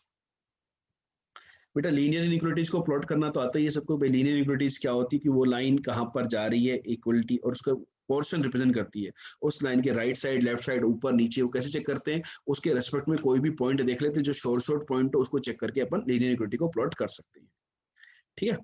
लीनियर इक्विटी जो आती है ये कहाँ पे काम आती है, लीनियर प्रोग्रामिंग प्रॉब्लम्स के अंदर काम आएंगी, वहां पर अपन डिटेल में बात करेंगे, ठीक है।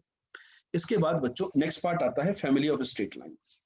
फैमिली ऑफ स्ट्रेट लाइन क्या कहती है कि भाई अब अपन बात करेंगे आगे कि भाई एक से ज्यादा लाइन हो तो उनको कैसे डील किया जाए बच्चों। एक से ज्यादा लाइन को भी तो डील करना आना चाहिए कि नहीं आना चाहिए बच्चों, आना चाहिए ना।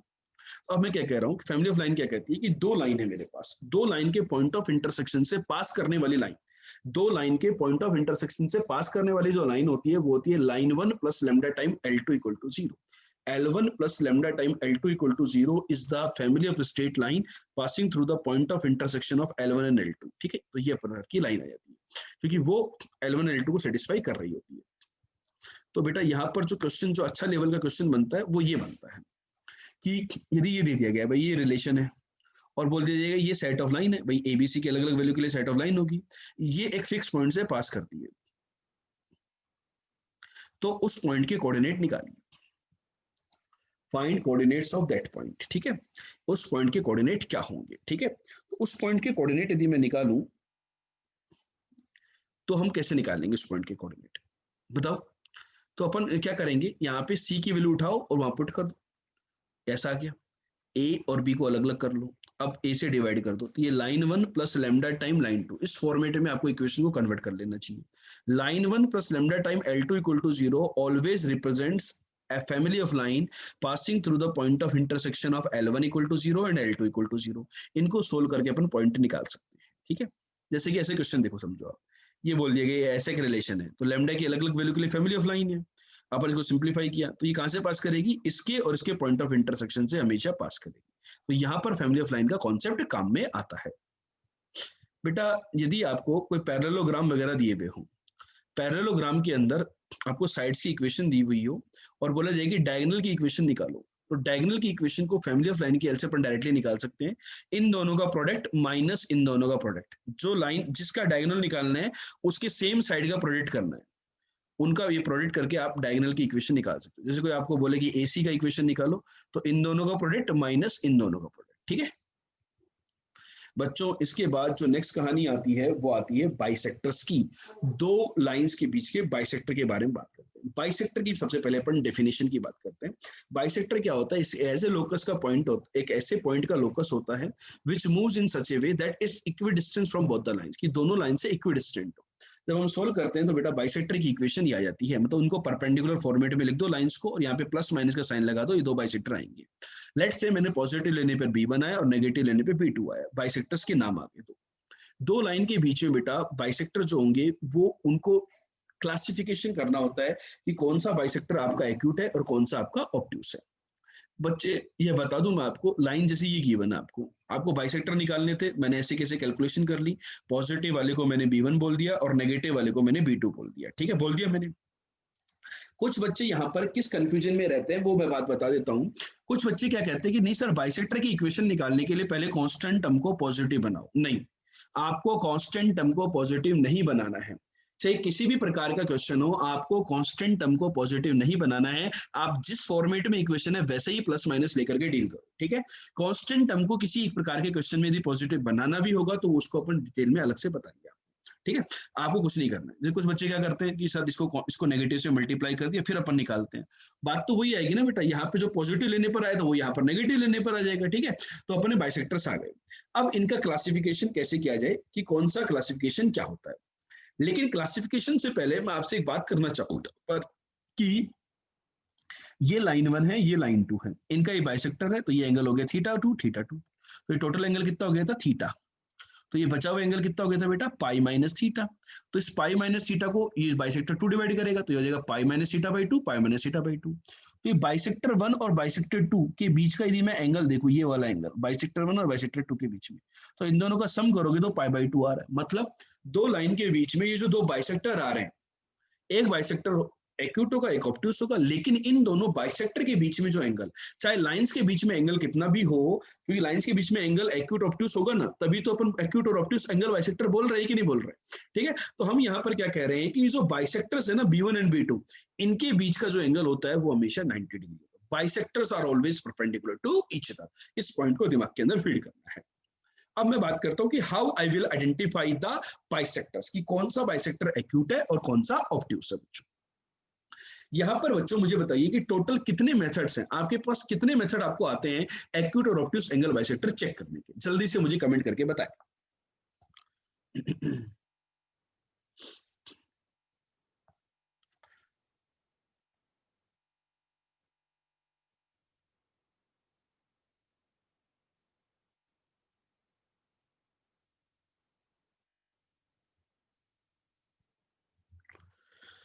कितने आते हैं? तो काफी बच्चों ने यहाँ पे बताया कि डिस्क्रिमिनेशन के टोटल 3 मेथड होते हैं। कितने मेथड होते हैं? टोटल 3 मेथड होते हैं बच्चों, कि 3 मेथड्स की हेल्प से हम लोग चेक कर सकते हैं कि ये बाइसेक्टर एक्यूट एंगल बाइसेक्टर है या ऑब्ट्यूस एंगल बाइसेक्टर है बच्चों। ठीक है, एक्यूट एंगल बाइसेक्टर या ऑब्ट्यूस एंगल बाइसेक्टर है ये। तो बेटा यहाँ पर देखो, हर मेथड की अपनी अपनी लिमिटेशंस है, अपने अपने एडवांटेज है। हम क्या करते हैं कि पहला मेथड क्या कहता है कि आप क्या रो लाइन यदि आपको पता है तो आप बाइसेक्टर निकाल सकते हो, आपने बाइसेक्टर निकाल दी, ठीक है। अब आप क्या करो, एक को B1 बोल दो, एक को B2 बोल दो, कोई भी एक लाइन पकड़ो, कोई भी एक बाइसेक्टर पकड़ो, उनके बीच का टेन थीटा निकाल दो। उनके बीच का क्या निकाल दो, जैसे मैंने एक लाइन 1 पकड़ी और मैंने बाइसेक्टर 1 पकड़ा, लाइन 1 पकड़ी बेटा मैंने और बाइसेक्टर 1 पकड़ा, उनके बीच का टेन थीटा का मैग्नीट्यूड निकाल दिया, मोड टेन थीटा निकाल दिया। यदि वो 1 से छोटा आया तो हम बोलेंगे ये 45 डिग्री से छोटा, ये भी 45 डिग्री से छोटा, तो जो बाइसेक्टर आपने लिया that is the acute angle bisector. और यदि वो 1 से बड़ा आया तो जो गिवन बाइसेक्टर जो आपने सेलेक्ट किया एंगल को कैलकुलेट करने के लिए that is the obtuse angle bisector. ठीक है पॉइंट।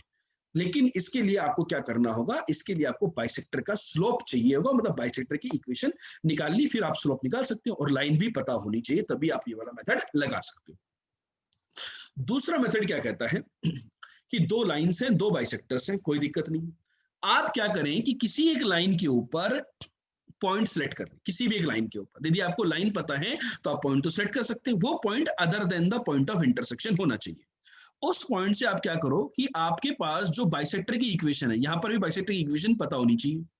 आप क्या करें, दोनों बाइसेक्टर के ऊपर उस पॉइंट से परपेंडिकुलर डिस्टेंस कैलकुलेट करें। लाइन के ऊपर आप कोई भी एक पॉइंट सेलेक्ट कर लें और उस पॉइंट से दोनों बाइसेक्टर के ऊपर परपेंडिकुलर डिस्टेंस निकालें।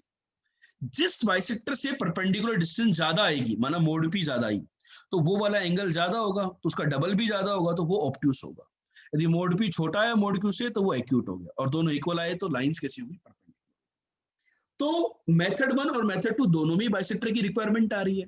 तो मेथड 1 और मेथड 2 में कोई एडवांटेज? हाँ एडवांटेज।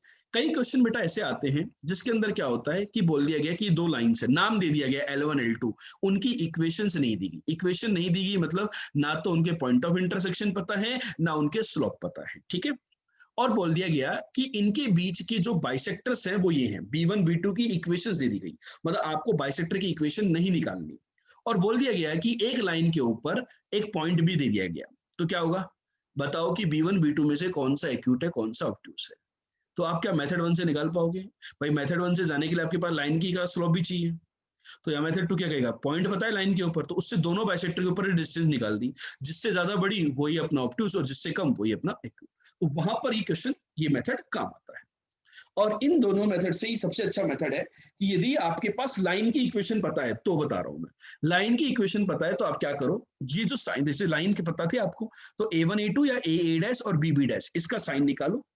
इसका जो साइन आता है, इस एक्सप्रेशन का जो साइन आता है, वही साइन बाइसेक्टर्स को निकालते वक्त जो प्लस माइनस लेते हैं ना अपन, A1 वो जो परपेंडिकुलर फॉर्मेट में लिखते हैं प्लस माइनस, वही साइन प्लस लेने पर ऑब्ट्यूस, इसका जो साइन आया, यदि ये नेगेटिव तो नेगेटिव लेने पे ऑब्ट्यूस, और दूसरा साइन लेने पर एक्यूट आता है।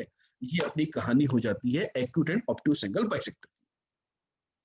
अब बच्चों क्या होता है कि कुछ बच्चे क्या करते हैं, सर ये तो ठीक है चलो एक्यूट ऑब्ट्यूस हम लोग निकाल लेंगे, लेकिन क्या करते हैं कई बार कि पॉइंट कंटेनिंग बाइसेक्टर निकालो या ओरिजिन कंटेनिंग बाइसेक्टर निकालो। ये जो कॉन्सेप्ट है ओरिजिन कंटेनिंग वाला बाइसेक्टर एक्यूट होगा या ऑब्ट्यूस होगा, ऐसा पूछ सकता है, या ओरिजिन कंटेनिंग वाला बाइसेक्टर क्या होगा, ये मेंस के अंदर और कोई जनरल पॉइंट का क्वेश्चन एडवांस के अंदर आ सकता है दोस्तों। तो इस पॉइंट को थोड़ा सा समझते हैं कि ये पॉइंट क्या कहता है। आपके पास दो लाइन है, आप C1 C2 को पॉजिटिव मत बनाओ, मैं डायरेक्ट एक चीज लिखवा रहा हूं आपको, उसको याद रखना। पहला तो ये समझो ओरिजिन कंटेनिंग या पॉइंट कंटेनिंग का मतलब क्या है, कि जैसे एक लाइन है L1 और ये लाइन है L2, इसका एक बाइसेक्टर हो गया ये B1 और ये हो गया B2। तो जैसे पॉइंट मतलब जैसे कि पॉइंट यहाँ पर है सपोज, तो मतलब पॉइंट जो है वो B1 वाले रीजन में है, या पॉइंट यहाँ होता तो B1 वाले रीजन में, मतलब ओरिजिन, जैसे ओरिजिन यहाँ है तो हम बोलेंगे ओरिजिन मतलब B1 is the origin containing bisector, मतलब वो ओरिजिन इस बाइसेक्टर के ऊपर नहीं होगा, इस रीजन के अंदर होगा। वो रीजन बताना चाह रहे हैं कि कौन से रीजन वाला बाइसेक्टर के अंदर, मतलब कौन सा बाइसेक्टर कौन से रीजन में है और उस रीजन में वो पॉइंट भी है या नहीं। तो क्या करते हैं अपन लोग, वो जो भी पॉइंट है आप उसको लाइन में पुट करो और इनके साइन चेक करो। ठीक है, साइन चेक कर लिए, यदि इन दोनों एक्सप्रेशन का साइन सेम आता है तो जो बाइसेक्टर हम लोग निकालते हैं, बाइसेक्टर इस फॉर्मूले से निकालते हैं, तो यहाँ पर जो प्लस साइन वाला होता है वो पॉइंट कंटेनिंग बाइसेक्टर होता है, और इन दोनों एक्सप्रेशन का साइन यदि अपोजिट आता है तो यहाँ पर नेगेटिव साइन वाला जो होता है वो उस पॉइंट को कंटेन करता है। वो point can be origin, point can be other than origin as well. ये बात क्लियर हुई क्या? ये बात बच्चों, कुछ बच्चों को नोट्स में नहीं होती है, कुछ बच्चों ने नोट्स में नहीं लिखी होती है, तो उसको ध्यान से समझ लेना कि किसी पॉइंट कंटेनिंग बाइसेक्टर की कैलकुलेशन के लिए क्या करते हैं हम लोग, पॉइंट कंटेनिंग बाइसेक्टर के लिए हम लोग ये करते हैं सिंपल सी बात कि वो जो पॉइंट है उसको पहले लाइन से पुट करते हैं, यदि वो सेम साइन के आते हैं तो प्लस साइन वाला जो होता है वो ओरिजिन मतलब वो पॉइंट कंटेनिंग होता है, और दूसरा साइन वाला नॉन पॉइंट कंटेनिंग हो गया, और यदि दोनों का साइन अपोजिट आया तो नेगेटिव वाला वो पॉइंट कंटेनिंग बाइसेक्टर होता है। ठीक है, जैसे कि ये क्वेश्चन है बेटा, आपके सामने ये क्वेश्चन है, थोड़ा सा इस कॉन्सेप्ट को, थोड़ा सा डिफरेंट कॉन्सेप्ट है। देखो बेटा, एक लाइन ये है और एक लाइन ये है, ध्यान से समझना। हमें वो बाइसेक्टर बताना है जिसमें ओरिजिन हो, तो मैंने इनमें पुट किया, तो ये कैसा आया, अपोजिट साइन का। अपोजिट साइन का आया तो मैं नेगेटिव साइन लेकर के डील करूंगा, मैंने C1 C2 को पॉजिटिव नहीं बनाया है। ठीक है, ये आ गया बाइसेक्टर, तो ये बाइसेक्टर आ गया मेरा ओरिजिन कंटेनिंग। ठीक है, कैसा आ गया बेटा, ये ओरिजिन कंटेनिंग बाइसेक्टर आ गया। अब बच्चों ये बताओ मुझे, ये जो बाइसेक्टर है ये एक्यूट है या ऑब्ट्यूस है? चलो सभी लोग बताओ कि जो ओरिजिन कंटेनिंग वाला जो बाइसेक्टर आया ये एक्यूट बाइसेक्टर है या ऑब्ट्यूस बाइसेक्टर है?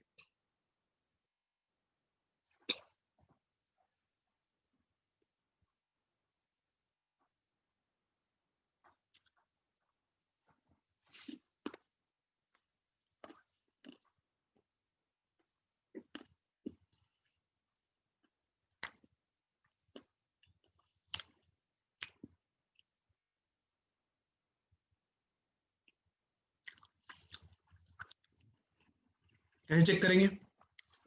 लाइंस में A1 A2 या AA dash 20 BB dash 36 positive आ गया, ये पॉजिटिव आ गया मतलब प्लस वाला ऑब्ट्यूस होगा और नेगेटिव वाला एक्यूट होगा। मैंने ये जो कैलकुलेशन करी क्या करके, नेगेटिव लेकर के करी, तो ये वाला कैसा होगा, एक्यूट होगा, ऑब्ट्यूस नहीं होगा। चमका कि नहीं चमका? तो दोनों चीजें अपन एक साथ कैलकुलेट कर सकते हैं या नहीं कर सकते? ये क्वेश्चन में ये पूछ सकता है कि भाई ओरिजिन कंटेनिंग बाइसेक्टर एक्यूट हो गया ऑब्ट्यूस।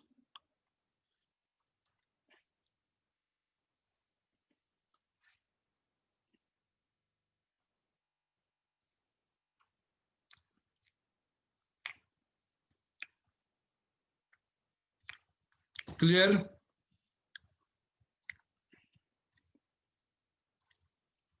क्वेश्चन पढ़ सकते हो, इनमें से वो बाइसेक्टर बताओ जो इस पॉइंट को कंटेन करे, तो वही कहानी होगी, है ना। अब बच्चों नेक्स्ट पार्ट आता है pair of straight line passing through origin. जो ओरिजिन से लाइन पास करती है वो होती है y equal to m1x type की। तो उनकी पेयर ऑफ लाइन का मतलब होता है कि उन दोनों लाइन का प्रोडक्ट कर दो, L1 into L2 equal to 0 is the pair of line. उसको सिंप्लीफाई करते हैं बेटा, दो लाइंस को जो ओरिजिन से पास करती हैं, तो वो ये आती है, जनरल 2 डिग्री की होमोजीनियस इक्वेशन बनाती है, ax² plus 2hxy plus by square equal to 0। मतलब ओरिजिन से जो लाइन पास करती हैं उनकी इक्वेशन को यदि ऑब्जर्व किया जाता है तो वो इस प्रकार की आती है, कैसी, ax² plus 2hxy plus by square equal to 0। इस प्रकार की इक्वेशन बच्चों आपके पास ऑब्टेन होती है 2 डिग्री की होमोजीनियस इक्वेशन। इसको मैं इससे कंपेयर करता हूं तो m1 m2 और m1 प्लस m2 में दो रिलेशन आते हैं। तो पहला पॉइंट जो आपको यहाँ पे याद रखना है वो यही याद रखना है कि 2 डिग्री की होमोजीनियस इक्वेशन क्या रिप्रेजेंट करती है, 2 straight line passing through origin. तो वो स्ट्रेट लाइन यदि पासिंग थ्रू ओरिजिन होंगी तो उनके स्लोप होंगे m1 m2, तो जो m1 प्लस m2 होता है उसका वैल्यू होता है माइनस का 2h/b और m1 m2 का वैल्यू होता है a/b। यहाँ पर बच्चों क्वेश्चन कैसा बनता है उसके बारे में मैं समझाता हूँ कि ये जो 2 डिग्री की इक्वेशन है होमोजेनियस इक्वेशन, यहाँ से आपको पूछा जाता है कि सेपरेट इक्वेशन निकालिए लाइंस की। तो आप यहाँ पे क्या करो, एक्स स्क्वायर से डिवाइड कर दो और जो y बाई एक्स होता है उसको m बोल दो। तो m के अंदर एक क्वाड्रेटिक बन गई, यहाँ से आप m की वैल्यू निकाल लो। तो m की सपोज 2 वैल्यू आ गई, तो y by X equal to that value, तो वहां से लाइन की इक्वेशन आ गई। ठीक है, या फिर हमें चेक करना हो उसकी नेचर कि भाई वो लाइंस कैसी आएंगी, तो वो लाइंस कैसी आएंगी वो m की वैल्यूज पे डिपेंड करेंगी। m की वैल्यू क्या होंगी, क्वाड्रेटिक है, क्वाड्रेटिक का डिस्क्रिमिनेंट निकाला मैंने। यदि एच स्क्वायर का वैल्यू बच्चों ए बी से ज्यादा होता है तो डिस्क्रिमिनेंट पॉजिटिव होगा, और यदि डिस्क्रिमिनेंट पॉजिटिव होता है तो I can comment that lines are real and distinct. यदि मेरे पास डी 0 होता है तो I can comment that lines are coincident, और मेरे पास एच स्क्वायर का वैल्यू यदि ए बी से छोटा होता है तो I can say that lines are imaginary with real point of intersection इस केस में। ठीक है, अब यदि ये जो दो लाइंस हैं इनके बीच का एंगल यदि थीटा हो, जैसे ये दिया हुआ है थीटा, तो टेन थीटा की वैल्यू अपन क्या करें, या तो स्लोप से चेक करें भाई m1 m2 निकालें, या फिर मैं EHB के टर्म में फॉर्मूला डेराइव कर लूं। भाई टेन थीटा का फॉर्मूला ये होता है, इसको मैंने ऐसे लिख दिया, m1 plus m2 m1 m2 पता है, तो ये कंडीशन आ जाती है। तो ये ध्यान रखना है कि tan theta equal to 2 h स्क्वायर minus ab upon a plus b होता है। Theta is the angle between these lines. Tan theta का फॉर्मूला ये आया, तो हम बोलेंगे भाई इन दोनों लाइन के बीच का एंगल 90 डिग्री होगा यदि a प्लस b 0 होगा, that means coefficient of x square plus coefficient of y square 0 होगा। यदि एच स्क्वायर का वैल्यू ए बी के इक्वल हो गया तो टेन थीटा 0 हो गया, मतलब लाइंस कैसी हो गई, कोइंसिडेंट हो गई। अब बात आती है कि यदि एच का वैल्यू 0 हो जाए, एच का वैल्यू 0 हो जाए मतलब m1 प्लस m2 0 हो गया, मतलब लाइंस आर क्या होंगी, equally inclined to the X axis. भाई एक लाइन जैसे कि ऊपर होगी यहाँ पर, तो एक लाइन इधर होगी, तभी तो उनका m1 प्लस m2 कितना हो जाएगा, 0 हो जाएगा। यहाँ पर बच्चों एक क्वेश्चन बनता है मेथड ऑफ डिफरेंशिएशन का। वो क्वेश्चन क्या होता है कि जैसे कि ये 2 डिग्री का होमोजेनियस इक्वेशन है, 2 डिग्री का होमोजेनियस इक्वेशन हमें पता है क्या रिप्रेजेंट करता है, pair of straight line passing through origin. तो ओरिजिन वाली जो लाइन होती है वो y equal to mx type की होती है, उनका जो m होता है वो y बाई एक्स होता है, और m क्या होता है, dy बाई dx होता है। तो आपसे क्वेश्चन पूछ सकता है कि भाई इसका स्लोप निकालो, dy बाई dx निकालो, तो अपन डिफरेंशिएट करने लग जाएंगे। तो लेकिन बेटा इसका dy बाई dx तो y बाई एक्स के ही इक्वल होता है। ठीक है, अब बच्चों दो लाइन है ओरिजिन से पास करने वाली, इनके बाइसेक्टर भी होंगे, इनके बाइसेक्टर की कंबाइंड इक्वेशन पूछी जाए। यदि इंडिविजुअल इक्वेशन निकालें पहले फिर बाइसेक्टर की इक्वेशन निकाले, वो तो अपने सीख ही लिया, भाई इंडिविजुअल इक्वेशन से बाइसेक्टर की इक्वेशन ऐसे निकाल सकते हैं। यदि लेकिन बाइसेक्टर की कंबाइंड इक्वेशन पूछी जाए तो वो इस फॉर्मूले से दी जाती है, X square minus Y square upon A minus B equal to X Y by H. ये भी आपको याद रखना है। देख लेते हैं किस किस प्रकार के क्वेश्चन यहाँ पे बन सकते हैं। कि भाई जनरल 2 डिग्री का होमोजेनियस इक्वेशन दे दिया गया, बोले भाई डिस्टिंक्ट लाइन को रिप्रेजेंट करता नहीं करता, ये चेक करेंगे। लाइन अलग अलग निकालो, तो लाइन अलग अलग निकालने पे अपन मेथड ये एम के अंदर कन्वर्ट कर दिया, या फिर डायरेक्ट फैक्टराइजेशन करके कर लिया, या फिर श्रीधराचार्य फॉर्मूला लगा करके भाई एक्स के अंदर या वाई के अंदर क्वाड्रेटिक बना करके अपन एक्स मतलब इसको निकाल सकते हैं। ये डिफरेंट मेथड्स होते हैं लाइन को सेपरेट निकालने के। एंगल का क्वेश्चन आ गया तो अपन फॉर्मूला लगा देंगे डायरेक्ट। जैसे क्वेश्चन आ गया कि इस लाइन के और इस लाइन के बीच में एक दूसरे के एंगल को बाइसेक्ट करती है, एक दूसरे के एंगल को बाइसेक्ट करती है, मतलब क्या हुआ, लाइन वन के भाई ये जो कंबाइंड इक्वेशन है इसके बाइसेक्टर की इक्वेशन निकाल ली, वो ये आई। इस इक्वेशन को सेकंड से कंपेयर कर दो, या इसके बाइसेक्टर की इक्वेशन इसके कंपेयर कर दो, बाइसेक्ट करती है तो यहाँ से अपन प्योर क्यू में रिलेशन निकाल सकते हैं। भाई इसके बाइसेक्टर की इक्वेशन निकाल लेंगे डायरेक्ट। बेटा एक्स वाई इक्वल टू 0 क्या रिप्रेजेंट करता है, पेयर ऑफ स्ट्रेट लाइन को रिप्रेजेंट करता है, नहीं करता, करता है। एक लाइन हो जाएगी एक्स इक्वल टू 0, एक लाइन हो जाएगी Y equal to 0, perpendicular lines. अब बच्चों 2 डिग्री की होमोजेनियस इक्वेशन के बाद हमारी कहानी आती है जनरल 2 डिग्री की इक्वेशन की। कि भाई देखो क्या होता है कि जो ओरिजिन से पास कर रही थी लाइन उसके अंदर कांस्टेंट टर्म नहीं होता। अब जनरल 2 डिग्री जनरल इक्वेशन के अंदर तो कांस्टेंट भी होता है। इन दोनों को मल्टीप्लाई करते हैं तो एक्स स्क्वायर का टर्म भी आता है, एक्स वाई का भी आता है, वाई स्क्वायर का भी आता है, एक्स का भी आता है, वाई का भी आता है, कांस्टेंट आता है। अभी तक तो केवल ये तीन ही टर्म आ रहे थे, अब एक्स्ट्रा टर्म भी आ गए। तो ये जो इक्वेशन मैंने लिखी हुई है यहाँ पर, जिसको मैं अभी ने हाईलाइट किया अभी, ये जो इक्वेशन होती है इसको बोलते हैं general 2 degree equation. General 2 degree equation, ठीक है। X square, X Y constant सब अवेलेबल है यहाँ पर। ये जो जनरल 2 डिग्री इक्वेशन होती है ये हमेशा इसको दो लीनियर फैक्टर में रिजोल्व नहीं कर सकते। मतलब ऐसा नहीं है कि कोई भी दे दिया गया और उसको अपन ऐसा लिख दोगे आप, नहीं, ये हमेशा नहीं होता ऐसा, ठीक है।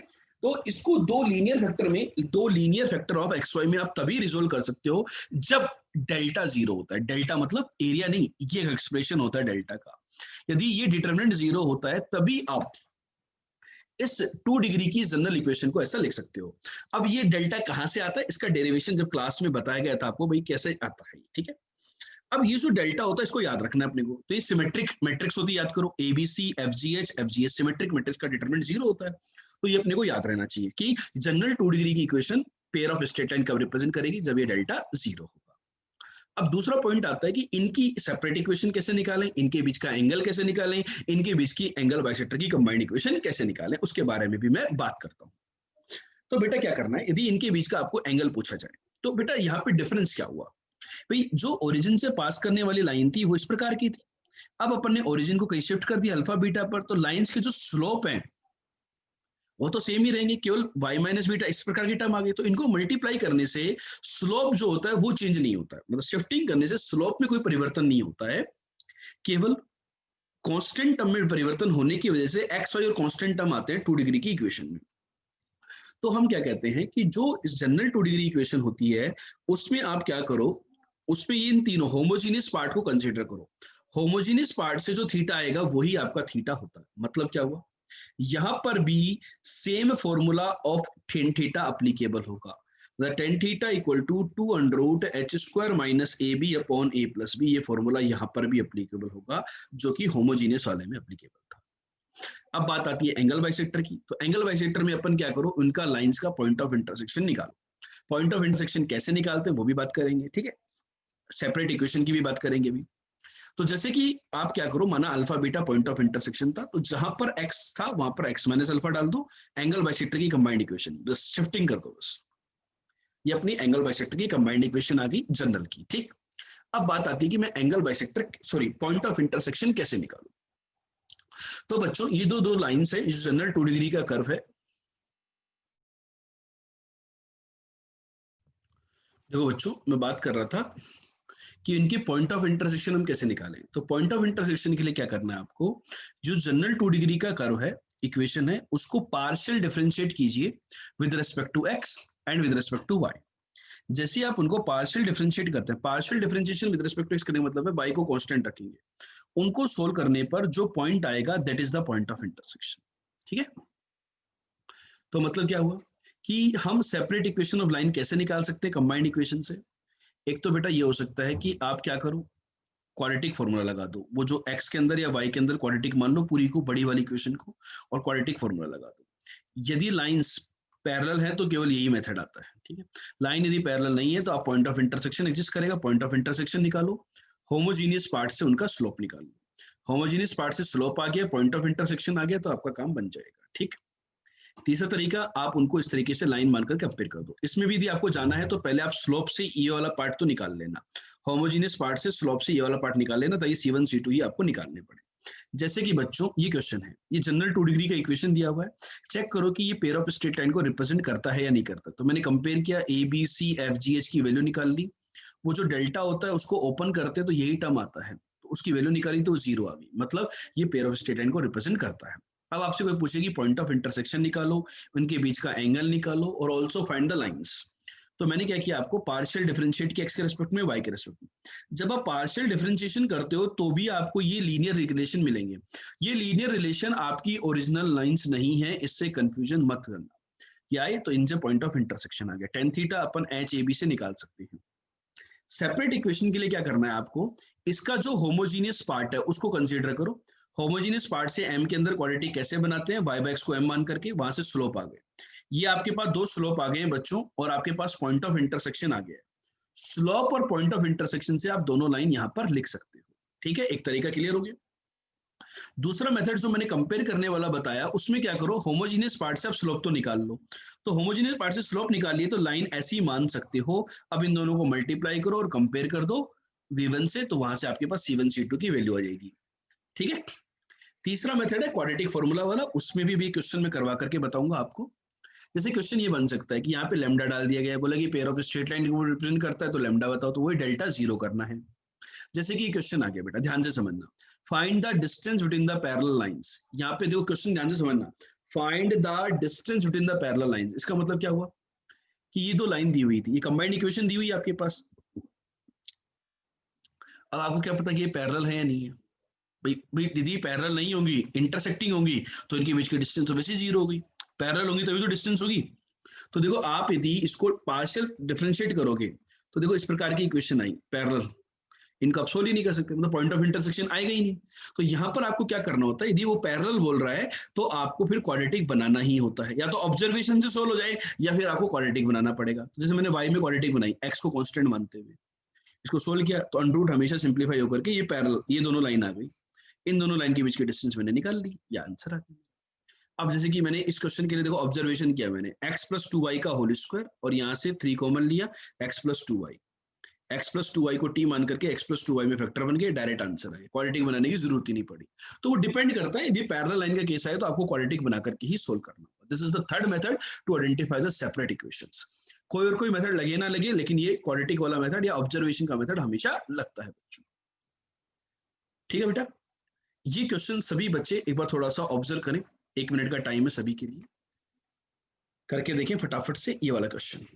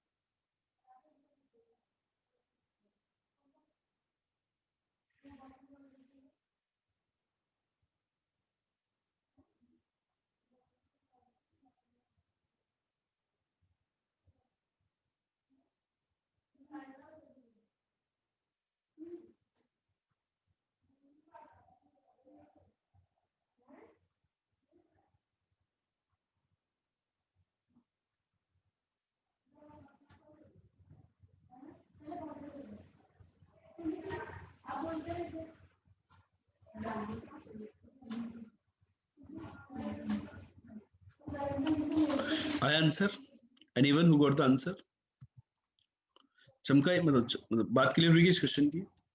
तो क्या कहना चाह रहे हैं कि ये पेयर ऑफ स्ट्रेट लाइन है, यदि ये वाई एक्सिस पे कट करती हैं, क्वेश्चन बहुत इंपॉर्टेंट है, यदि ये वाई एक्सिस पे कट करती हैं तो इस रिलेशन को प्रूव करो। तो बेटा ये यदि पेयर ऑफ स्ट्रेट लाइन है, यदि ये वाई एक्सिस पे कट करती हैं तो इसका डेल्टा जीरो होगा, sorry pair of straight line है तो ये जीरो होगा। अब यदि ये वाई एक्सिस पे कट करती है तो जहां पर वाई एक्सिस पे कट करेंगी तो उस पॉइंट पर एक्स कोऑर्डिनेट कितना होगा, जीरो होगा। तो एक्स को जीरो रखने पर वाई के अंदर इक्वालिटी बनी, और वो जो पॉइंट होगा उसका वाई कोऑर्डिनेट भी तो सेम ही होगा ना बेटा, जीरो कोमा लैम्डा टाइप का होगा। तो इसका डिस्क्रिमिनेंट जीरो होगा, नहीं होगा, होगा, इसका डिस्क्रिमिनेंट जीरो कर दिया तो एफ स्क्वायर का रिलेशन आ गया, इससे अपने पास ये कैंसिल हो गया, तो आपके पास ये रिलेशनशिप प्रूव। चमका कि नहीं चमका? भाई जो पॉइंट ऑफ इंटरसेक्शन है यदि वो वाई एक्सिस पर होगा तो वाई एक्सिस पे जो पॉइंट ऑफ इंटरसेक्शन होगा मतलब क्या होगा, जीरो कोमा लेमडा टाइप का पॉइंट इसको दो बार सेटिस्फाई करेगा कि नहीं करेगा। मतलब एक्स को जीरो रखने पर इक्वेशन में जो वाई की वैल्यू आएगी, वाई के अंदर क्वाड्रेटिक आ रही है तो वाई के रिपीटेड रूट होंगे ना, वाई के अलग अलग रूट तो हो नहीं सकते, क्यों, नहीं तो वो अलग अलग पॉइंट पे कट कर जाएगी। हमें तो बोला गया नहीं दोनों लाइंस जो हैं ये वाई एक्सिस पे कट कर रही है, सॉरी वाई एक्सिस पे कट कर रही है, तो वो जो क्वाड्रेटिक बन रही है वाई के अंदर उसका डी जीरो करना है, तो उससे ये रिलेशनशिप आ जाएगी। क्वेश्चन चमका कि नहीं चमका? तो comment CGS if this point is clear to everybody.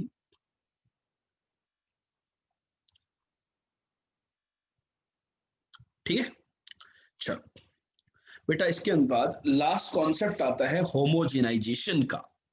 Homogenisation का जो कॉन्सेप्ट है ये जनरली कॉनिक सेक्शन में काम आता है, स्ट्रेट लाइन में काम नहीं आता है।